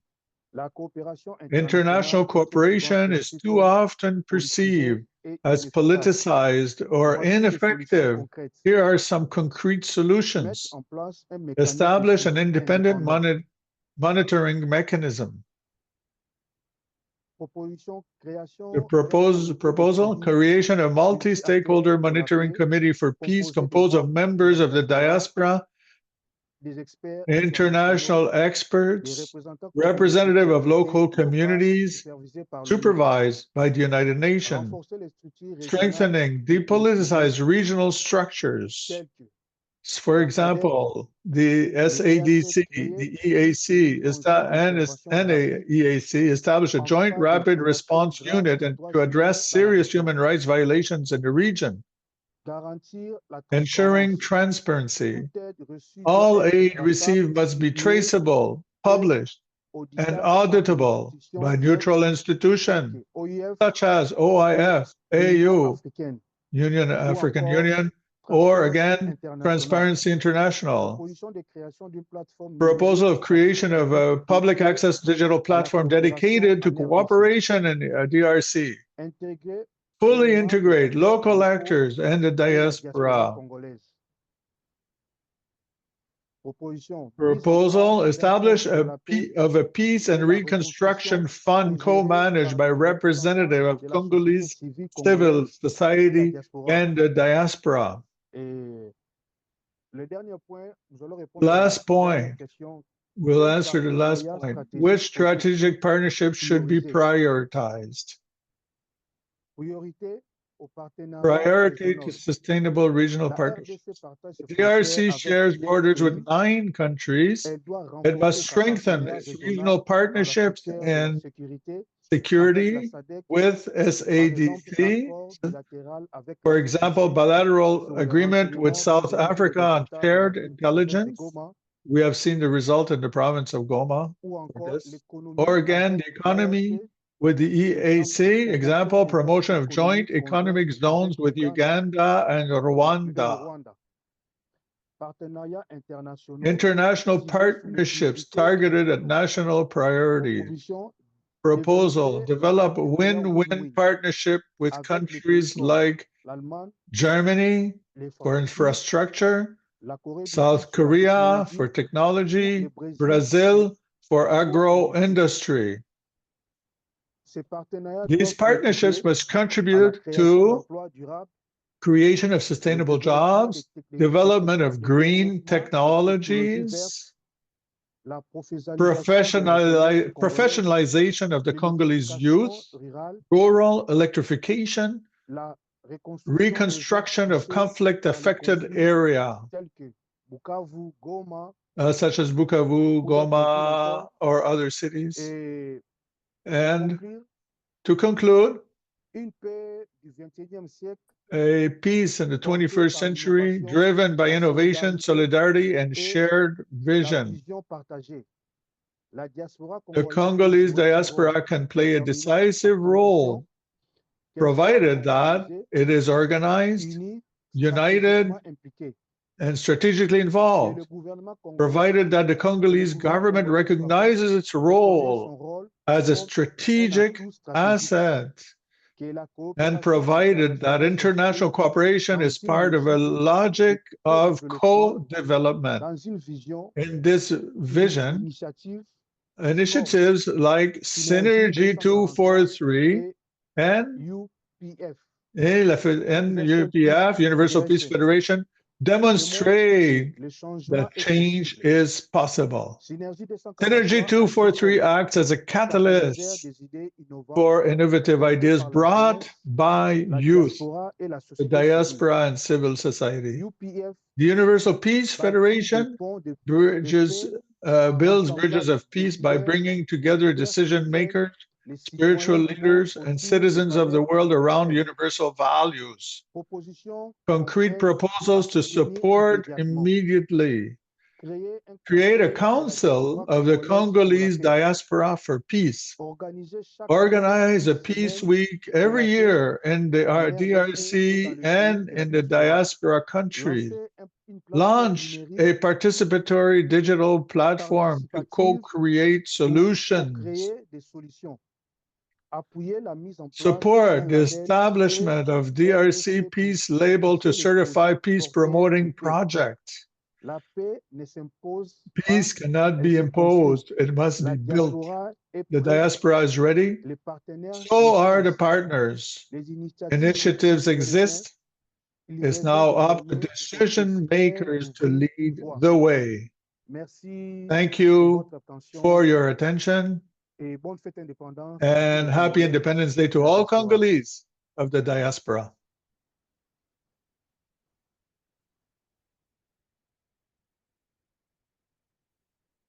Donc, nous allons So poursuivre now avec we'll les start again. intervenants. We'll follow with Et your là, en other ces moments, speakers. donc, At this nous allons time, remettre la parole so à let us give. l'oratrice. Elle parle très bien, c'est Madame Janice del Silva. Et elle va nous parler sous les thèmes le rôle des femmes dans le processus de paix. Et aussi, elle est directrice honoraire de l'ONU Habitat et Cap-Vert, ambassadrice des beautés volontaires et humanitaires avec plus de 20 ans d'expérience dans des organisations, dont évidemment internationales. Nations, y compris Nations Unies, on a ONU Habitat, UNIDEC, PNUD, UNICIDA, donc FNAP. Elle est également exécutive en leadership. Alors, Madame Janice est-ce que vous êtes là avec moi? Da Silva, are you there with us? C'est une vidéo qu'on va faire passer. It's a video that we will show. Très bien. Et là, donc, Okay, dans ces very moments, good. donc, nous allons faire passer So at this vidéo à time, elle. we will va share tout nous her expliquer. video. She Restons will connectés. explain Merci to beaucoup. us. So please remain connected.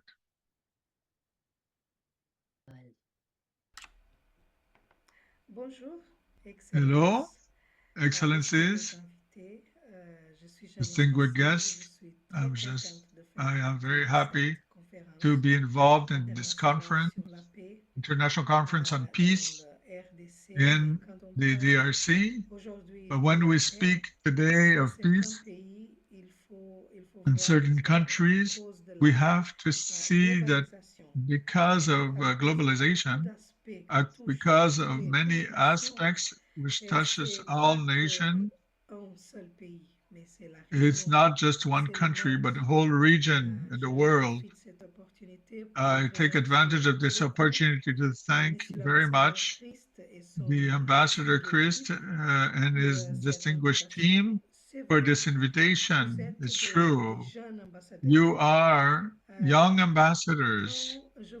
When I see in this situation a group of persons of goodwill, a group of diplomats, a group of intellectuals, a group of young people, because I know that there's many young people that we can hear today. When I see the will to discuss these type of questions, I have hope. I have hope, really, that the world can improve, that the world can be transformed. Today, we speak about change. We don't speak about change anymore. We speak of transformation.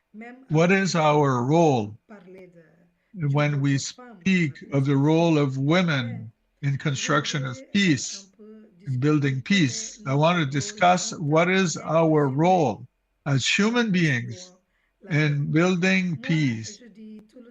I always say that peace starts in our heart.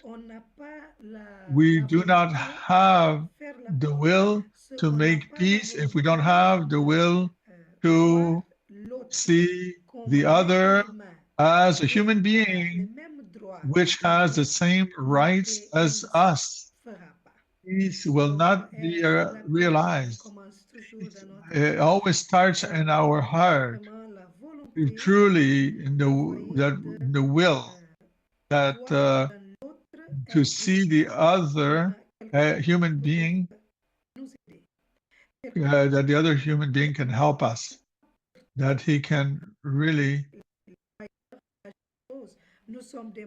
We are mothers, sisters.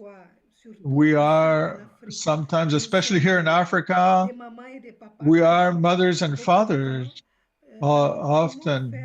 So how can we manage our emotional intelligence? Is very important. Our emotional intelligence, when we speak about peace, for example, I see that, and I say it honestly, the actors who are responsible for the war, if they had emotional intelligence, war would not happen. Of course, don't you think?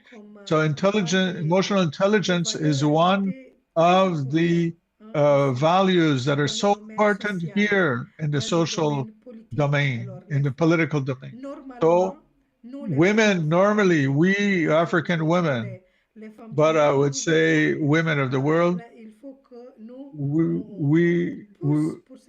we have to push for this agenda of emotional intelligence. I will speak about peace, but especially from a perspective of personal development,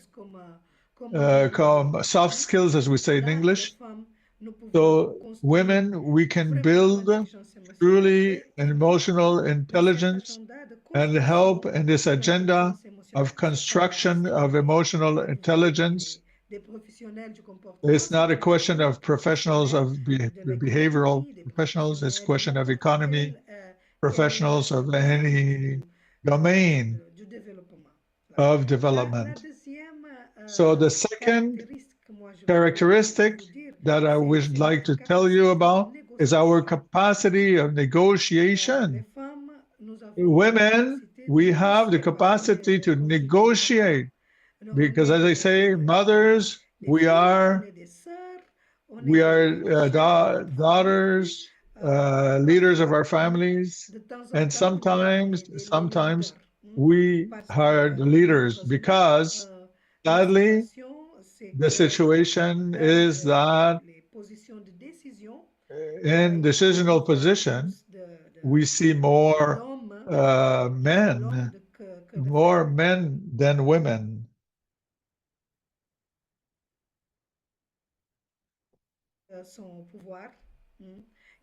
So there are women who are leaders in certain development, like areas like in development.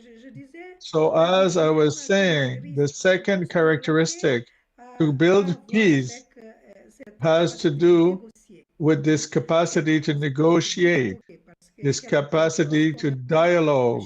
It's something that we learn in our home.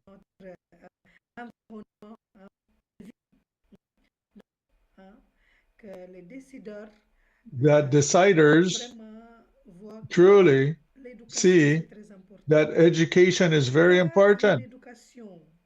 Not an education 100% formal or traditional, but an education which touches all the sectors of society.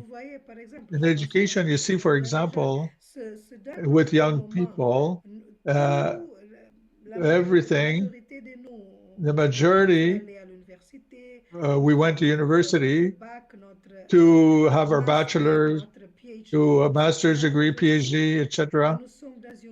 We are in a generation, a TikTok generation.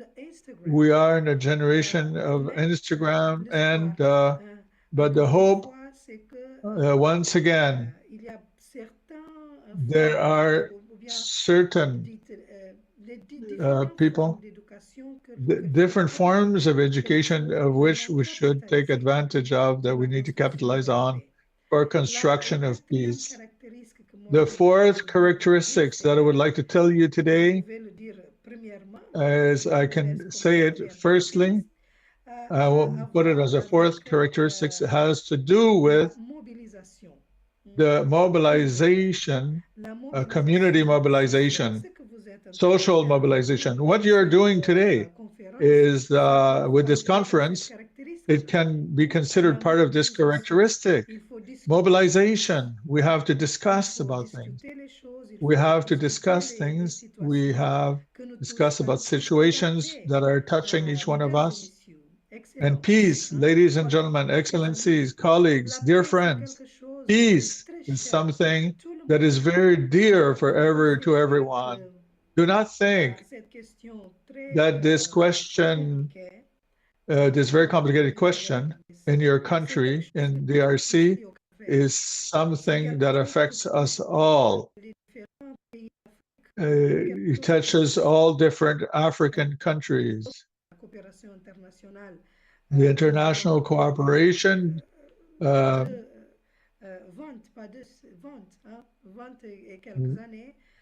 during 20 years or so, and I can tell you, for example, what you want to have an agenda of peace, you have to go on the neighborhoods. We have to hear and listen and understand well the needs of the population that are left abandoned. We can't talk about construction of peace. The populations who are not. I ask you a question. Here, this is a conference of intellectuals. Do you have guests from the ground, from ghettos, from the people who do not have jobs? What are the mechanisms? Says to tell you that it's very important to have the mechanisms of participation, of community participation, mechanisms of social participation, because people who have their own problems, they know very well what are their solutions sometimes. Us intellectuals, we have this tendency to, not a so obvious tendency, this is not so strategic to bring solutions. Instead, we should listen, understand, take 100%, take into consideration the needs to find solutions. Those who have the needs, they know very well what are the solutions they need. I take advantage once again to congratulate you, all your team, for this conference. And we have to do this type of conferences also in the neighborhoods on the ground, in the ghettos, in the places where the people are experiencing the difficulties. So it's mainly a question of listening to people. It's a question of building the sisterhood, as we say in the world of women, but not only. It's a question of solidarity, a question of fraternity, a question of taking into consideration the small things. And me, wouldn't like to conclude this speech today without telling you that peace, the peace comes from God. Peace is God. It's time we lose time in all the definitions when actually peace is love. The love is Jesus once again. I'm sorry to tell you this, but honestly, after all these years of experiences, I finally understood that peace, and I speak here, I speak of Jesus Christ as a leader that cannot be ignored in humanity. When he said that that the peace, he is the peace, the way and the truth, the way, the truth, and the life. I want to tell you once again that peace is Jesus. We do the same path as Jesus, but of love, to love our neighbor, and I'm sure that peace will follow. So the small things that you do, sometimes I say, small things that we do in our country, in our region, at home, creates a pact. We are here to say we will continue to fight. We will continue no matter what the situation, difficult situation, we will continue this adventure to build peace every day. I thank you very much. And we are together with love. Thank you so much.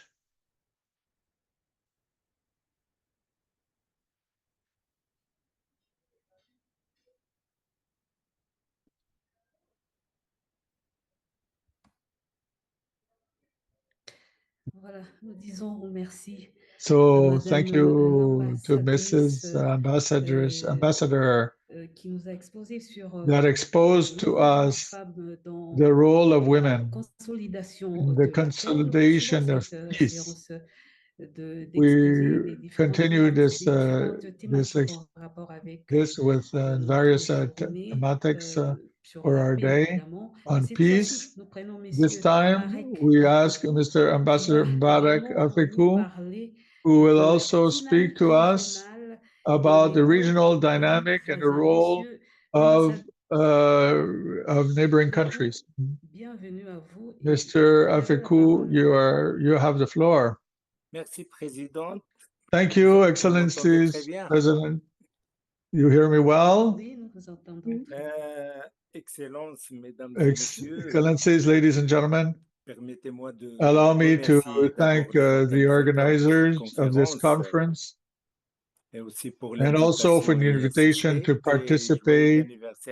Happy anniversary, independence anniversary for the DRC. Wishing you much success.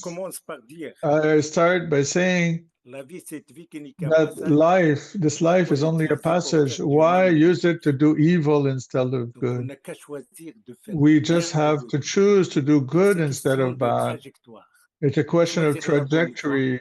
Choose the right way, not instead of the wrong one. Because violence leads to nothing. It always leads to destruction, to the economic collapse of countries, which directly or indirectly affects their population.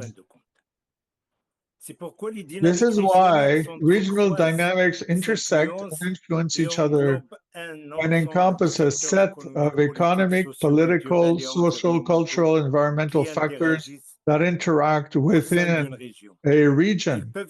They can be characterized by the essential component that is economic integration.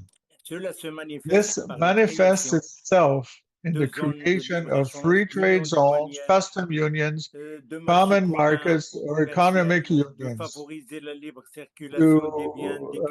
to reduce trade barriers, promote free movement of goods, capital, services, and people, and harmonize economic policies. For example, a good example would be the European Union. Why take the example of the European Union? We recall the political disputes between Germany and France.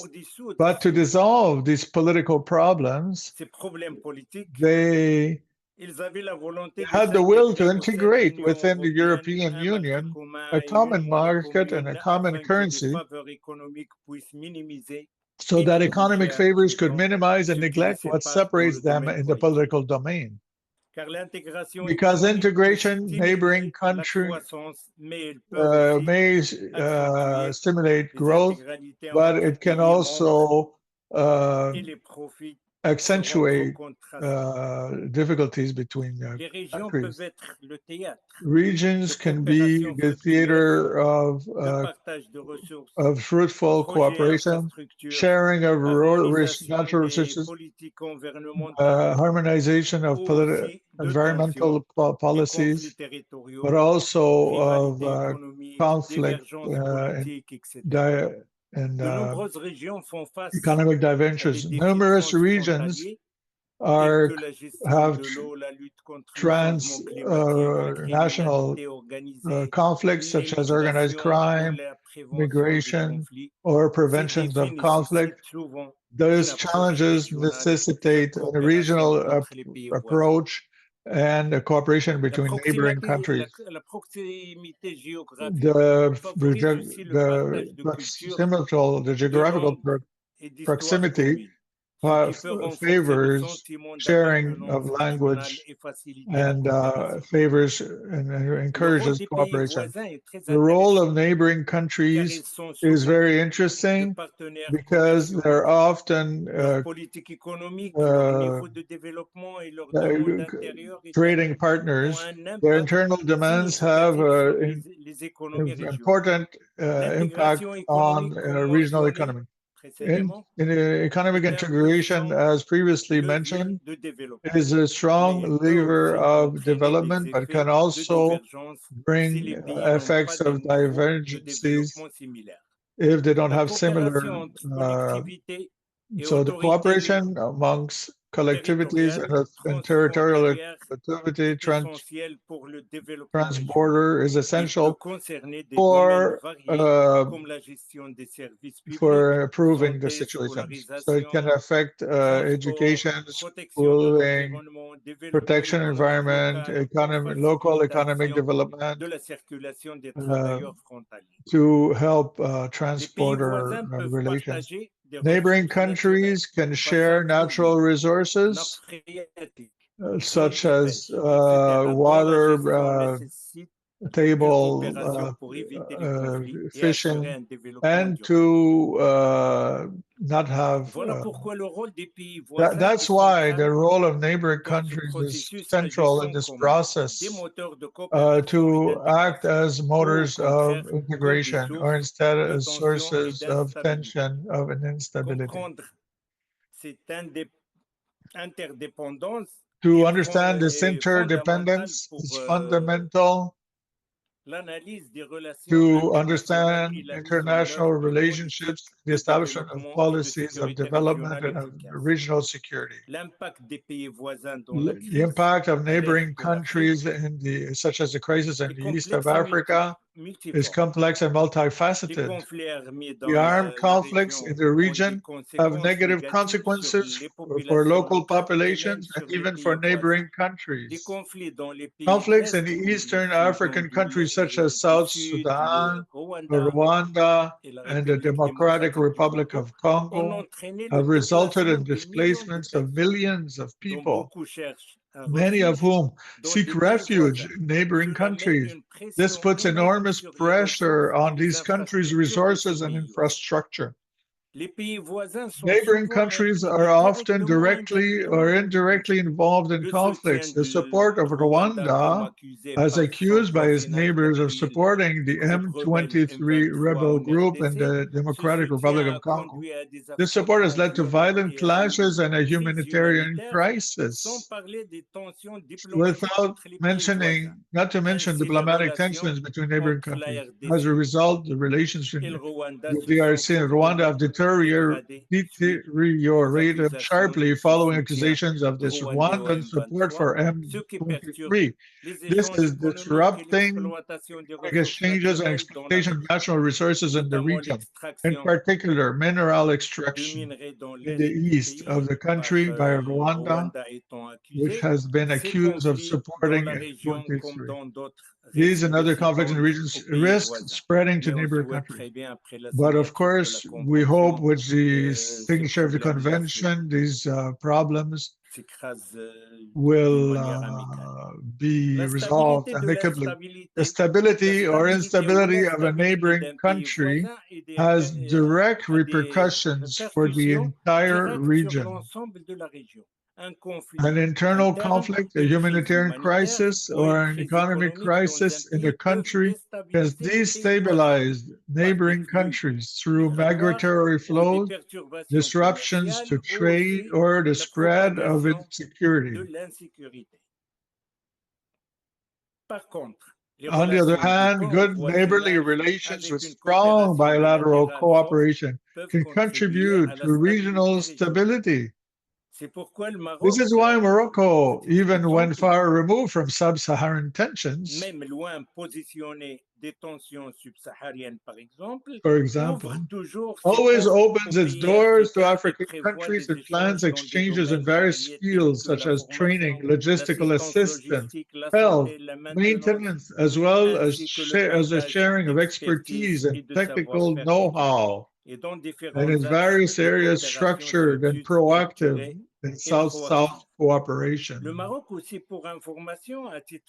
By the way of example, Morocco has always carried out 2 phases of regularizations of administrative status from 2013 and 2017 to absorb more than 85,000 migrants from sub-Saharan Africa to finally obtain Moroccan identity cards and then get involved in the country's socio-economic fabric. To this end, neighboring or even friendly countries have a crucial role to play in resolving these crises, as their involvement can also aggravate tensions. It is essential to strengthen regional and international cooperation and sometimes arbitration by peace organizations that do not have local interests to find lasting solutions to conflict. Collaboration between governments and peoples also remain a major challenge to protect human capital and to build trust between people and leaders. Finally, all countries must adopt true democracy by signing and ratifying fundamental international agreements and then establishing an independent justice system to achieve lasting peace. Thank you very much for your attention, ladies and gentlemen. So we thank Mr. Ambassador M'Barek Afekouh for this intervention. We remind you that we will now have our last intervention to finish this presentation. Now we will ask Mrs. Huda Jan. Mrs. Huda Jan will speak to us to a mediation, business mediation and networking. And she's a Moroccan expert ambassador of peace with many international organizations, also as special advisor in networks with Synergy 243. Mrs. Huda, you have the floor. Thank you. Good evening. Mesdames, Messieurs, Excellencies, ladies and gentlemen, I'm honored to be among you today in this space of dialogue, commitment, and hope. This conference, Beyond Words, is the reflection of collective desire, that of reconciling, of rebuilding, and above all, of restoring voice and dignities to communities that have been wounded for too long. As an active participant in fields of business, networking, mediation, and African cultural projects, I would like today to highlight the strategic role that entrepreneurship and citizen initiatives can play in community reparation processes. Sustainable peace cannot be achieved without development, and development cannot be considered without the direct involvement of local economic actors, particularly young people, women, and those with innovative projects. Starting a local business is a step towards stability. It provides income, dignity, autonomy, and a concrete solution to poverty. This is why I advocate for integrated approaches combining entrepreneurship, social mediation, and cultural development as pillars of reconstruction. Because repair is not limited to infrastructure, it also concerns wounded memories, social fractures, and broken community ties. In this regard, it's essential to strengthen cooperation between African countries. It's a true honor to address you today at this meeting focus on peace, reconstruction, and the future. I would like to warmly salute the Congolese people for their courage, their perseverance, and their ability to hope despite deep wounds. Their resilience commands the respect of across the African continent, deserves to be honored in every forum for dialogue. On this occasion, I commend the efforts undertaken to consolidate peace, particularly through latest agreements supported by the United States, which marks a diplomatic and strategic turning point for the region. The theme that brings us together today, entrepreneurship, mediation, and cultural engagement towards integrated approaches to community reparation, reflects our collective ambition, a peace that is rooted, inclusive, and vibrant. As an actor of business networking, business mediation, and strategic networking for development, I wish to share a vision where the economic, human, cultural aspects move forward together.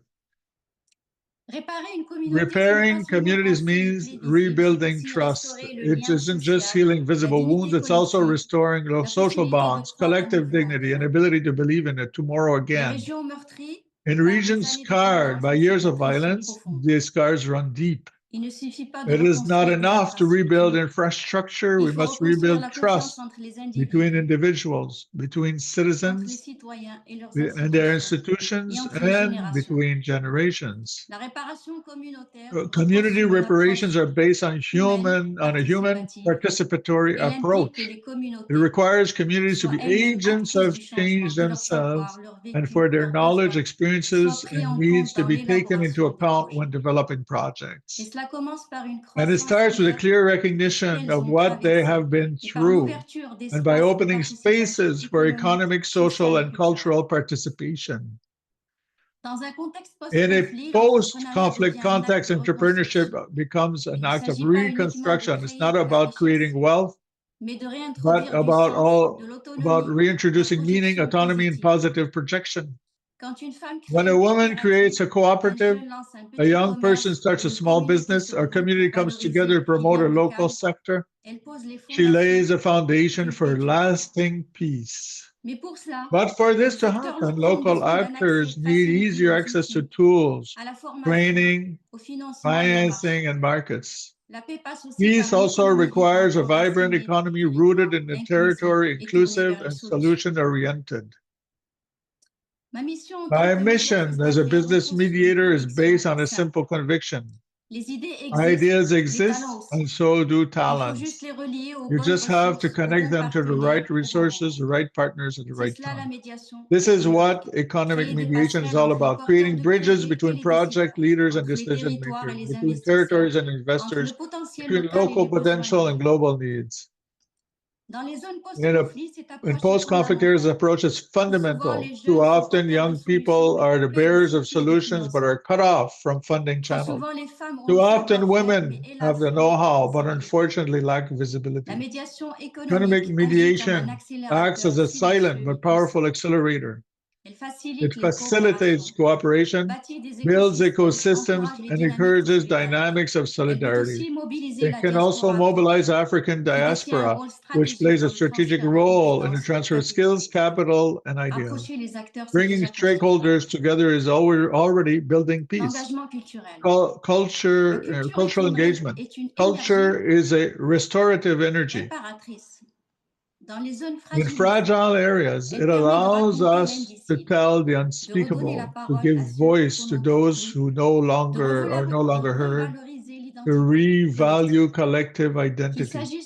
Whether it is music, dance, visual arts, theater, or oral traditions, each cultural expression carries part of memory, transmission, and healing. The Moroccan example of Essaouira, a city in Morocco, is very telling.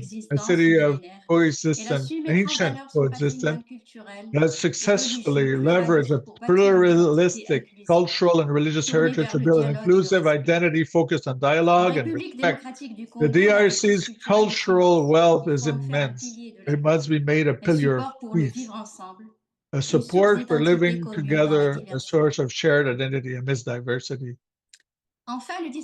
Finally, the diplomatic discourse. I would like to emphasize the importance of diplomatic discourse as a tool for trust, cohesion, and cooperation.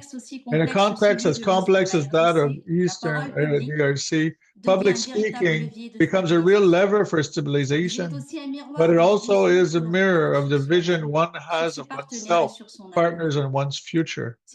This is why I remain convinced that the Congolese people, rich in their intelligence, their creativity, and their moral strength, are fully capable of delivering a dignified, unifying, and forward-looking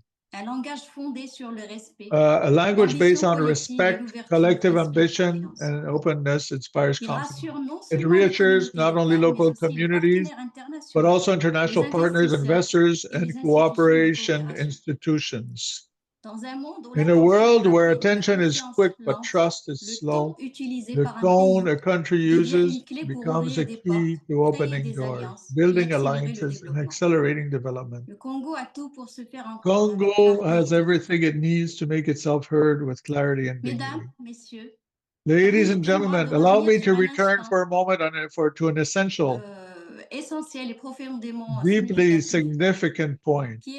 The contribution of the Kingdom of Morocco to peace efforts in the Democratic Republic of Congo. Morocco, faithful to its ancestral values of African solidarity, has always supported peace, stability, and reconciliation on our continent. Under the enlightened leadership of His Majesty King Mohammed VI, may God assist him, the kingdom is increasing diplomatic, humanitarian, and economic initiatives in favor of its African brothers. With regard to the DRC, Morocco is committed to a logic of fraternal support where constructive diplomacy and South-South collaboration form the pillars of Moroccan commitment. But beyond peace, it's imperative to think about what comes next. Youth, employment, and economic sovereignty. It's in this spirit that Morocco today reaffirms its desire to strengthen its economic cooperation with the Democratic Republic of Congo, particularly strategic sectors such as renewable energy. The kingdom, with its experience in solar, wind, and green energy, and ready to share its expertise and invest in lasting partnership with the Congo. This collaboration, not just a technical exchange, it represents a shared vision of resilient, ecological, and self-sufficient African future. Developing green energy can contribute not only to economic inclusion, but also to regional stability. In this regard, I would like to salute once again, with the greatest sincerity, exceptional courage of the Congolese people, your resilience in face of hardship, your ability to believe again and again in a better future despite deep wounds, is a lesson of dignity for the whole world.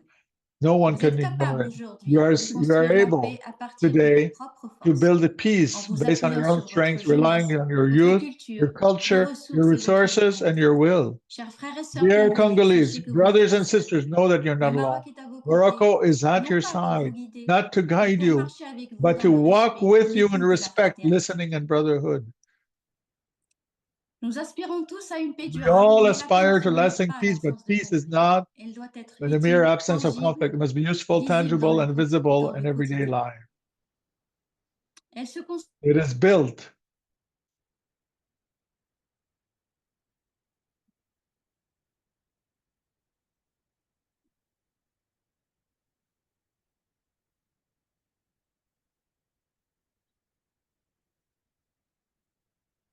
Nous disons merci à Madame Ghonda pour cette Thank you, Mrs. Huda, for this intervention.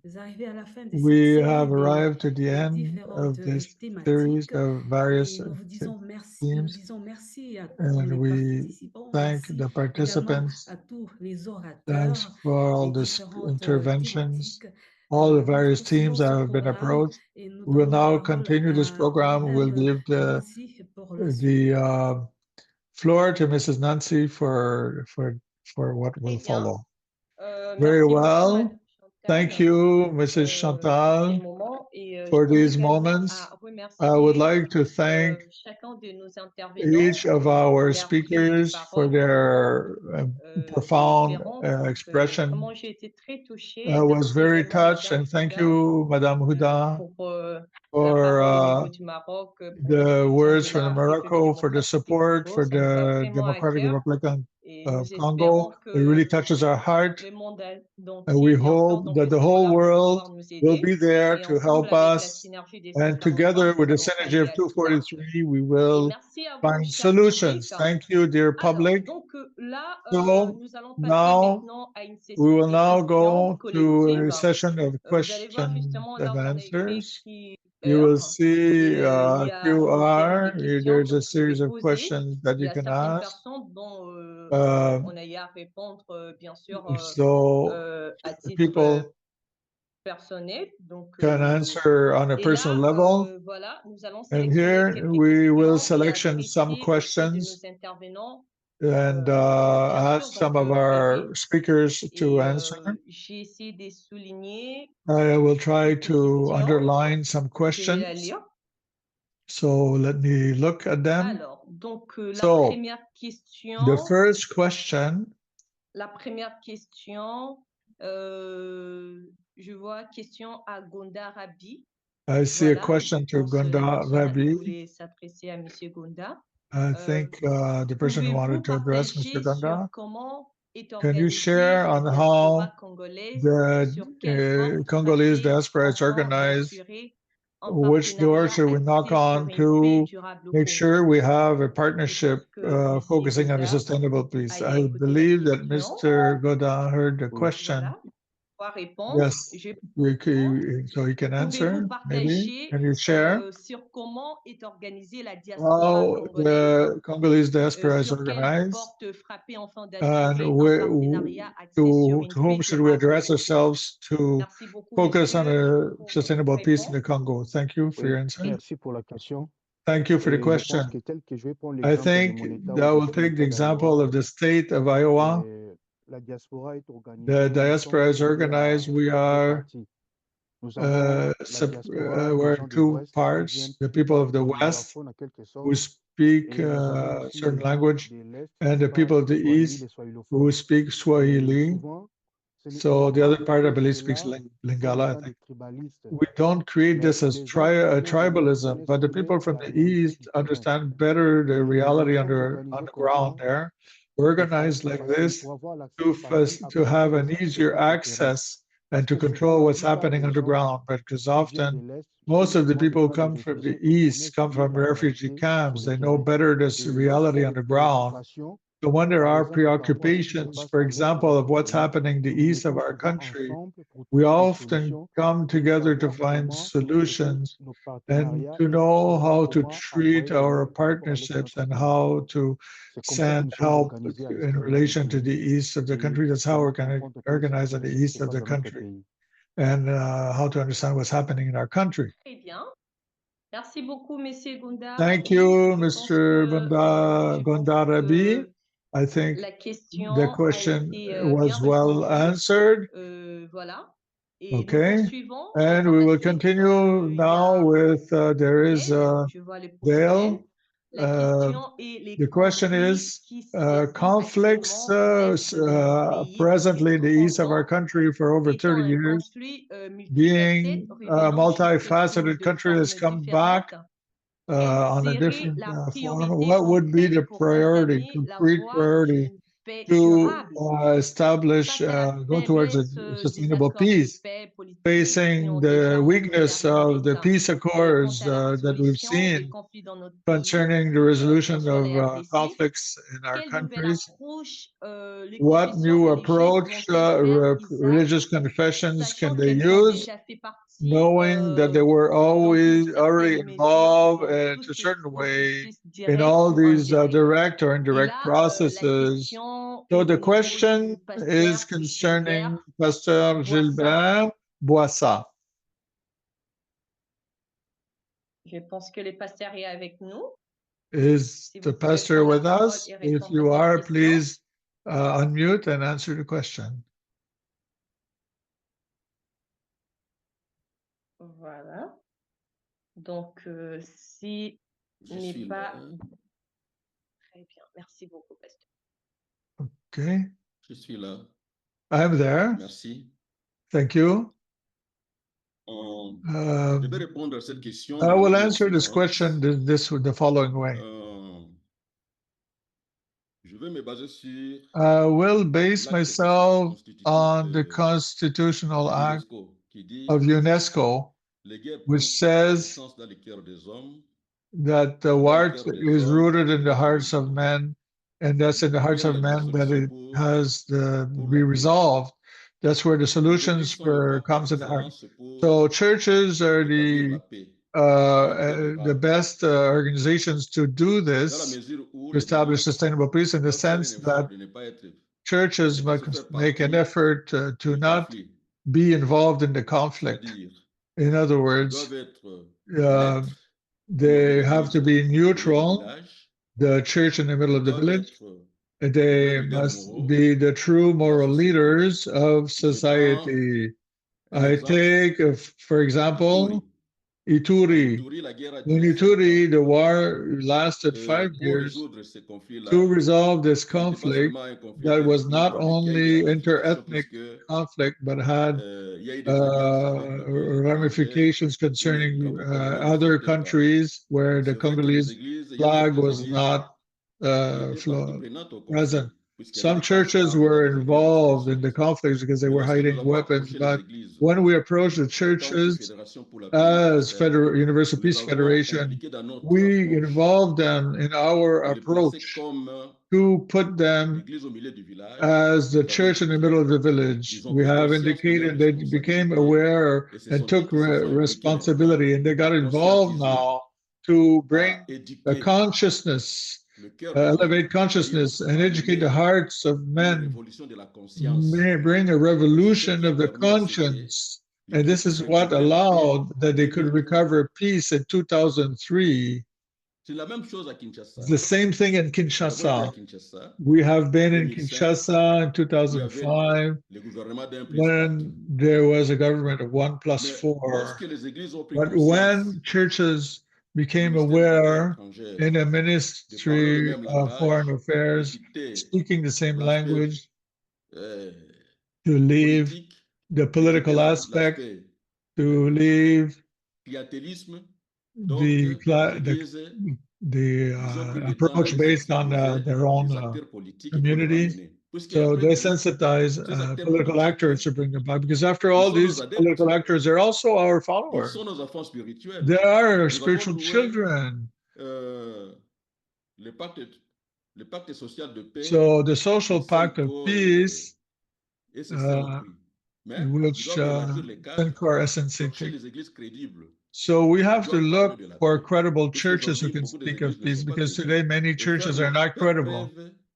And to show that we are a model for society, so it's the churches that have to bring back this peace, because they're the one who keep the mattress of peace. Even in the past, it's the churches that intervene, the prophets intervene to bring back peace, to reconciliate people, because we must reconciliate people with God and reconciliate people amongst one another. That's the main role. We shouldn't have, we shouldn't take sides. So we have to bring our own revolutionize our own consciousness and go towards others and bring them back to the table of negotiation. In this table of negotiation, acting with God as center is what can bring peace. I think that someone here gave an approach that we should act on 3 laws of love, purity of thought, purity of the heart, and the respect of human rights and respect of public rights, public ownership. So we can bring reconciliation by going this way and follow up through sensitizing, conscientizing, which mustn't be limited to the table of negotiation. It must continue in the city, must continue in the family, it must continue at the top of the state. That's what I can say. Merci beaucoup, Pasteur Gilbert. Thank you, Pasteur Gilbert Boissa. We're very well answered. And we continue in the series of questions. And this time it will be with Mrs. Huda, if you can prepare yourself. The question is this one: why economic integration is not manifesting in Africa? How African youth, in particular Congolese youth, can contribute to accelerate this process? Mrs. Huda, you have the floor. Please answer the question. Oui. Je pense qu'il faut renforcer I think that we have to reinforce the diplomatic level. I mentioned it during my intervention. The diplomatic discourse is very important in this case, especially in periods of conflict, because how can we have accords, conventions, and the international level if we don't have discourse, if we don't speak the same language? We really have to focus on the diplomatic discourse. But I'm positive, I think, because times are changing. I think that we see a lot of change lately. Just a few years ago, we could not even organize a conference like we are doing today. And today, here we are just discussing and congratulate the Congo. I'm very happy for that. So it's already a change, a positive change. And we have to keep hope. And I think that Congo has everything it needs for this. You have the diplomats. Ambassador Christ is the best example. So to resume, to explain my intervention, we have to focus on diplomacy. I hope I answered the question. Très bien. La réponse a été très So claire, the answer was very clear, brief, and concise. Thank you. Let's continue with another question. I would ask you, when you ask questions, please mention to whom you would like to address the question. So there's another question now. So we will take this one. I am in Bukavu. My question is to know what result are we expecting after this conference to make our propositions, bring our proposition to action to have a durable peace even in the region of the Great Lakes. Since it didn't precise to whom the question was asked, I don't know if Mr. Chris could answer this. Par rapport aux attentes après la conférence, bien sûr. Exactement, et merci beaucoup. So exactly, and thank you very much for the question. Comme vous le savez, as you know, there will be a series of action to pose in order for everything which has been said here can become real, can take shape. After this conference that we will continue, we will start a campaign, international campaign on peace in the DRC, and also we will accompany this campaign with calls of donations to materialize, to come and to help with the little of ways that we have to recuperate here and elsewhere, to come on the ground in order to help women with children who have needs, because with the information we have right now, the situation right now is became so complicated that people don't die from bullets, but the famine is the biggest problem, especially with the closing of banks and all. And so we will do what is needed in order to bring our small contribution. But the most important is in training of people. We can all make actions, but if man doesn't change and he does not take responsibility to bring a definitive end, it will be a problem. That's why we will aim on training of ambassadors for peace and accompany with different programs to allow that our actions be successful and that they can touch in a very concrete way the reality or our reality on the ground. That's why we are together as a country in order that the human being be at the center of these solutions. That's what we think. But beyond that, there will be other programs, other initiatives, which will be there to bring palpable solutions so that the impact that we wish to create can be effective. Here is what we would like to do, because the vision is very big, and we believe that together we can do something. Because peace is not a responsibility reserved to the government or synergy of 243 or to UPF, but durable peace is the result of our efforts, of a collective effort between young people, pastors. Everybody must come together and help in building this durable peace, this sustainable peace, so that we can truly live in this peace, and this peace will not be a utopia or a dream, but a reality, especially for our brothers and our sisters in the eastern part. That is what we think in relationship to what should follow. Thank you for the question. Thank you, Mr. Chris Nyembo, for your intervention. I think that each one of us will get involved to accompany the synergy with these programs and these projects, these grandiose projects. Now I will take the very last question. It's addressed to Pastor Gilbert once again. Since the Accord of Lubumbashi, thank you for the interventions we just heard. However, I would like to underscore a dimension which is the one of justice. In fact, in the east of the DRC, victims live often with the pain of seeing their torturer free and even anchored in the public life without any justice being rendered.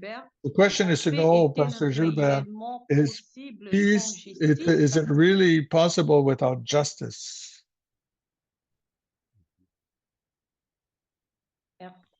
La paix, peace. La paix fait partie, donc la justice fait partie du mécanisme. Justice is part of a mechanism for peace. Because if we come into the transformation of conflict, there are mechanisms where justice, there's a transitional justice, which must be applied in order for the victim or the community which is victimized be restored in its rights. So I think peace works with justice. We cannot exclude justice. It's very important because justice is what elevates the nation. Our nation is a nation which has judicial basis. Our parliamentaries voted many bills, many laws, but these bills are not vulgarized to help so that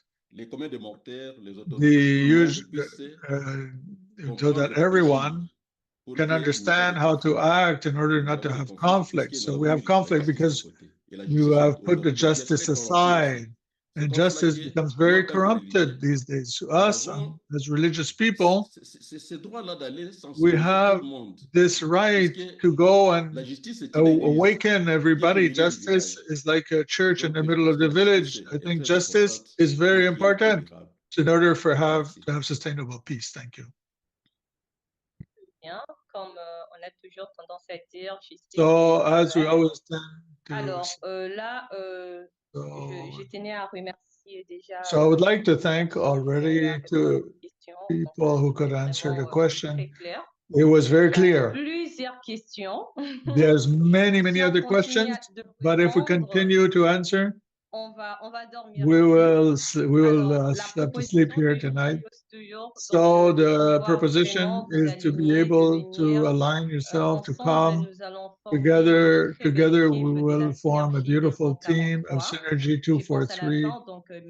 I think in the end, Mr. Chris Nyembo will try to tell us how we should do to make these types of conferences or webinars to promote. Très bien.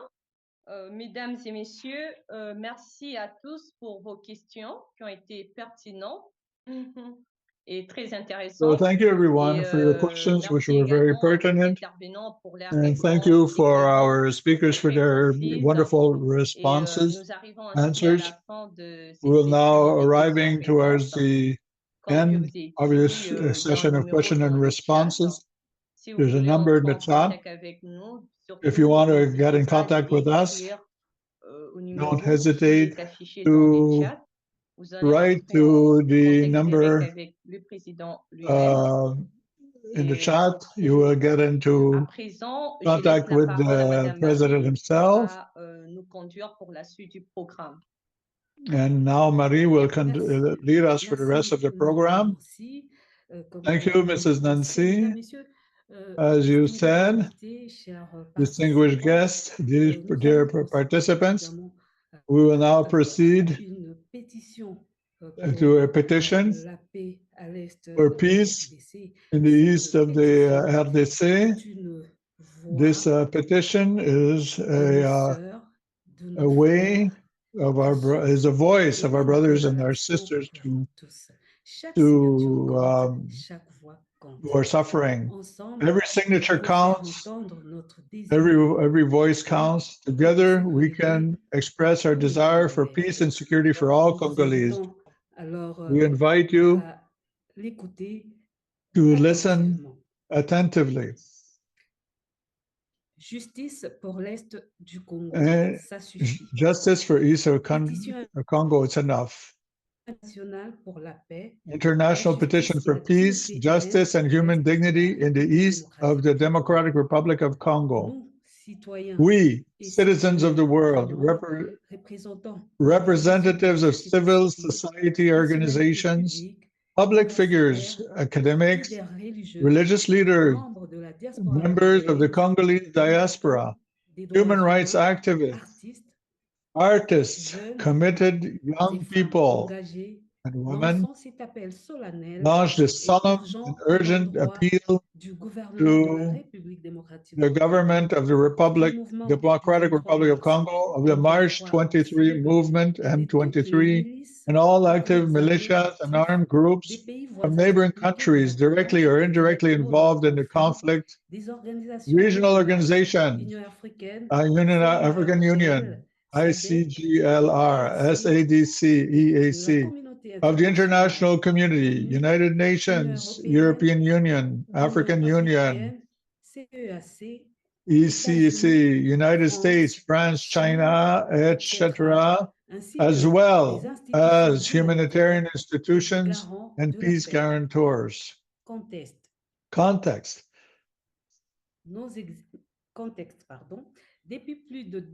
For more than 2 decades, Eastern DRC, the Democratic Republic of Congo, has been the scene of multifaceted armed conflicts fueled by ethnic rivalry, economic covetousness, particularly for strategic minerals, foreign interference, and lack of justice. The resurgence of the M23 armed group, mass displacement of civilians, repeated massacres, sexual violence used as a weapon of war, and the inaction of certain international institutions have plunged the region into an unacceptable humanitarian and security crisis. To date, more than 6 million deaths have been recorded as a result of the wars in eastern Congo, not to mention the thousands of women raped, children forcibly recruited, and thousands of internally displaced people living in inhuman conditions. Our requirements: 1. Immediate and inclusive political dialogue to the Congolese government and M23 with the participation of other national and local stakeholders, chiefdoms, civil society, diaspora, victims, youth, women. Immediately begin a sincere political dialogue under neutral, credible, and inclusive mediation to bring a lasting end to the conflict. 2. Total ceasefire and respect for international humanitarian law. That all parties to the conflict declare an immediate and unconditional ceasefire guaranteeing the protection of civilians, humanitarian workers, and basic infrastructure in accordance with the Geneva Conventions. 3. Strengthening the role of the international community, that the United States, the African Union, the ICGLR, the CSADC, the East African Community, and influential states play an active and impartial mediation role, using targeted sanctions against any actor prolonging the conflict. 4. Justice for victims, that the rights of victims be fully recognized, that material and symbolic reparations be provided, and that the memory of victims be honored. 5. The transitional justice, that be put in place a transitional justice, international and national, through a Truth and Reconciliation Commission, special mixed tribunals, or the International Criminal Court to try the perpetrators of war crimes, crimes against humanity, and other serious violations of human rights. 6.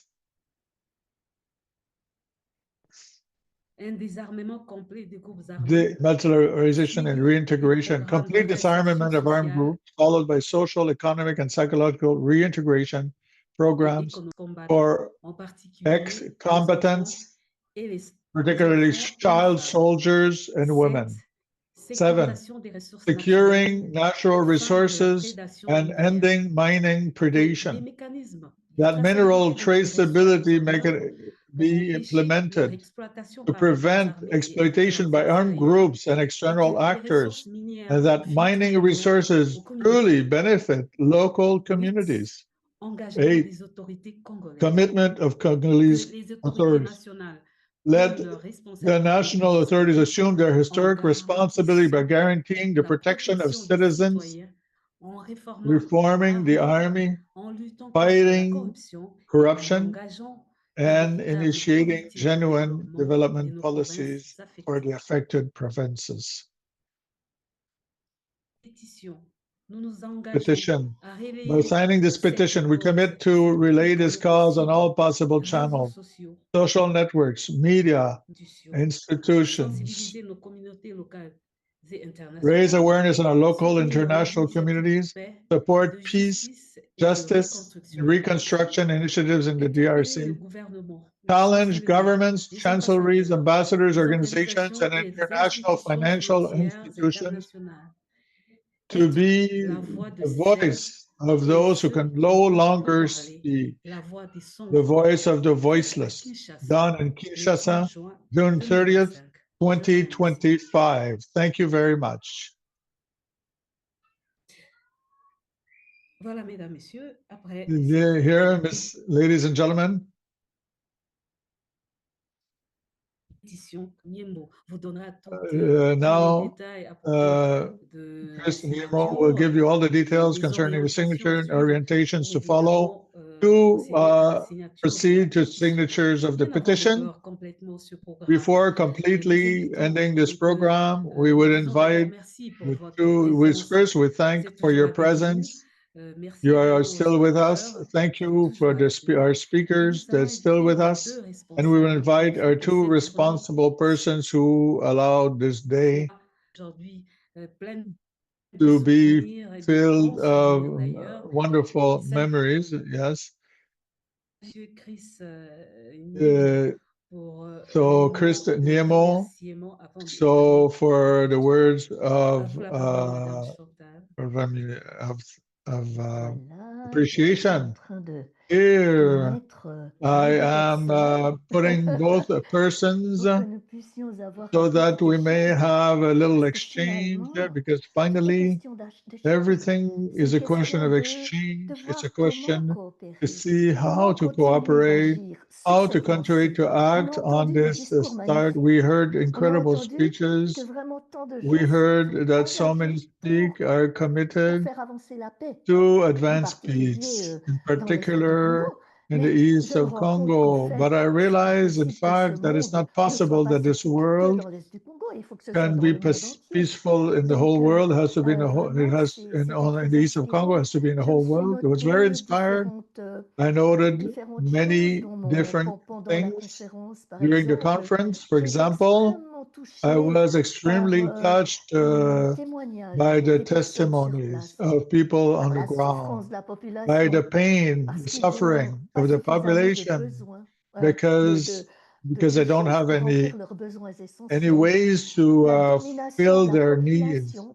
The domination of population by armed group, the criminality, the rapes, killing, and also the various guerrillas fighting against one another, who think there's little lords of war who want to use the population for their personal profit. And the problem between the various ethnic groups, and also the measures taken on the location, and educating children. This is so essential, to educate young people in order for them to not follow the wrong example of aggressive adults, that they will not just remember all the prejudices concerning other ethnic groups, concerning other nations. Truly, I think that what we heard tonight, I should say this afternoon, are tools, very important tools. For example, the role of young people in the construction of peace, the role of women in the process of peace, the regional dynamism.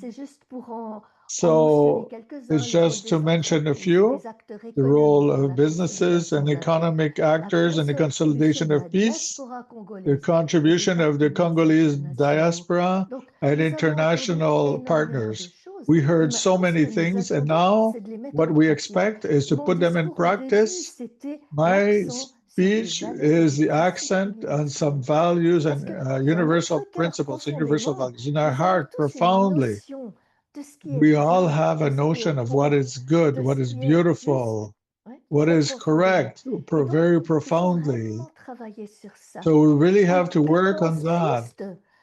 So what does Christ think about this? How can we work on this?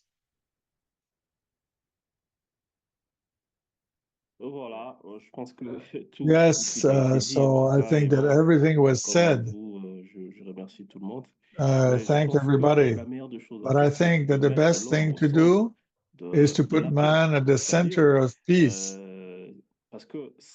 Because without the participation of the individual, of this collectivity, we can't pretend to have this durable peace, the sustainable peace, whether it be a conference or anything else.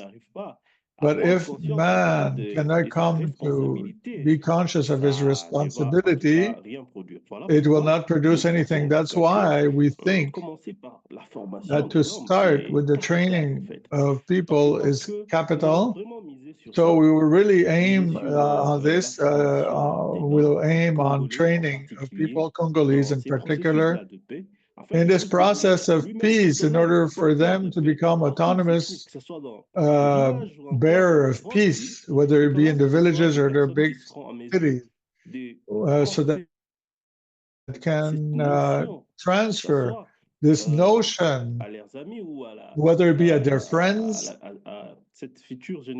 or to this future generation, which comes after us, because it's very important.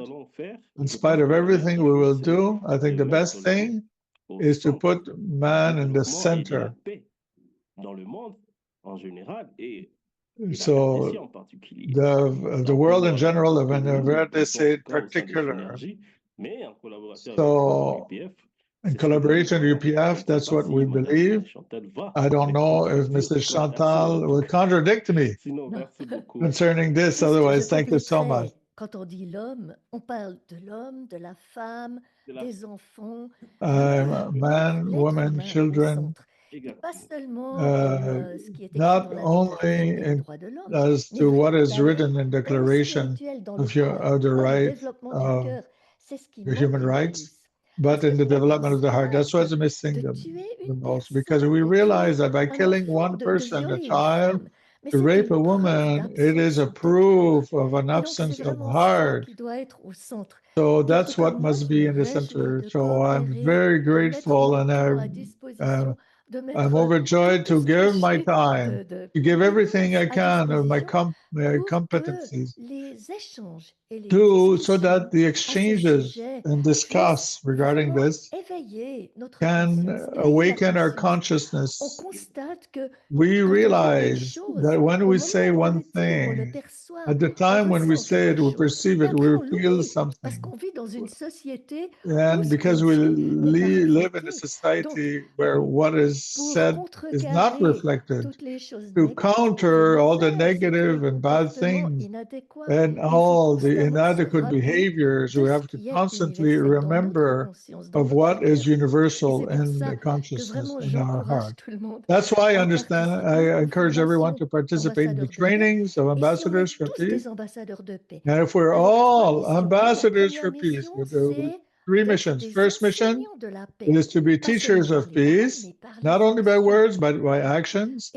And then to behave as true parents. Even if we're young, we can imagine that one day we will find our spouse and get married, and not only consider our own children as children, but all the children who suffer, and truly get involved into truly true sovereigns, to invest ourselves so the planet can receive human beings for millions of years, thousands of years.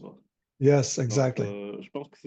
I think that's it, and especially for the Congolese youth, a change of paradigm. So we have to see we have to apprehend what is important. We shouldn't see the other as a threat, but as a collaborator, as a friend, as a brother, and that's how we will build this new generation, this new world. I think that we are there, dear participants. We are ready to do in such a way that our participation can bring a fruit, a result, a positive result for our country and for the world. We are not only Congolese, we're citizens of the world. The actions we do here can have negative impacts elsewhere. We're in the same ecosystem. So here, we have to be responsible for actions, for what we do and what we are. Otherwise, I thank you tremendously, Mrs. Chantal, dear partners, speakers, moderators, translators, witness participants.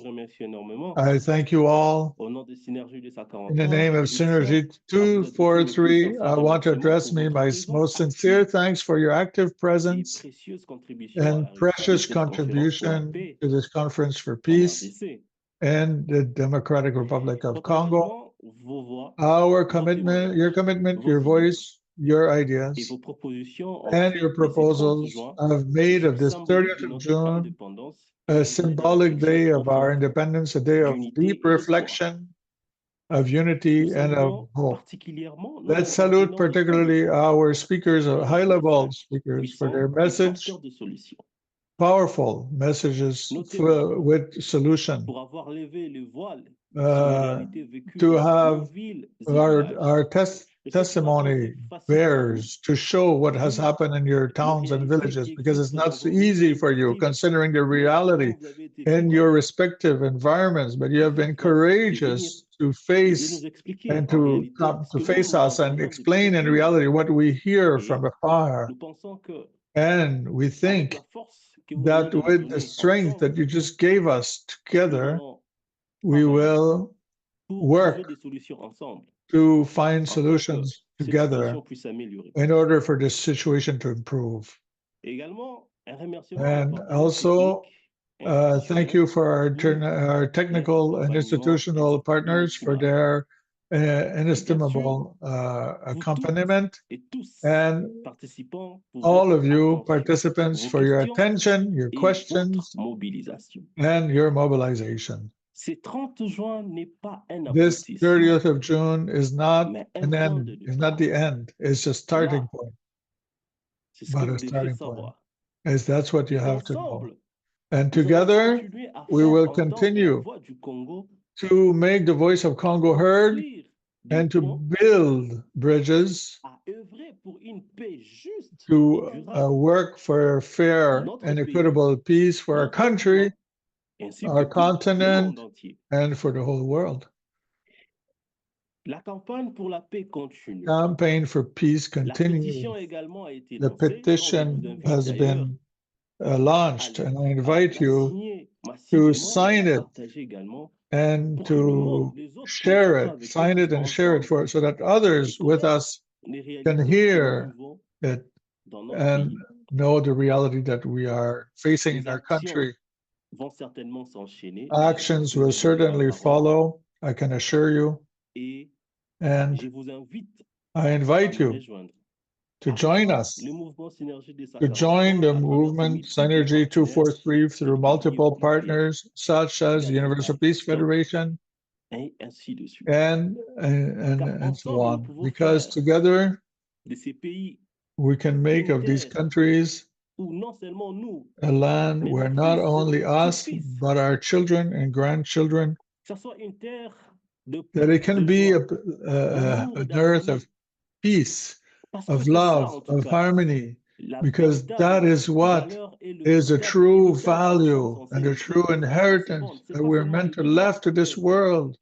It's not only millions or houses and cars, but a land of peace, of harmony, of love, and of respect.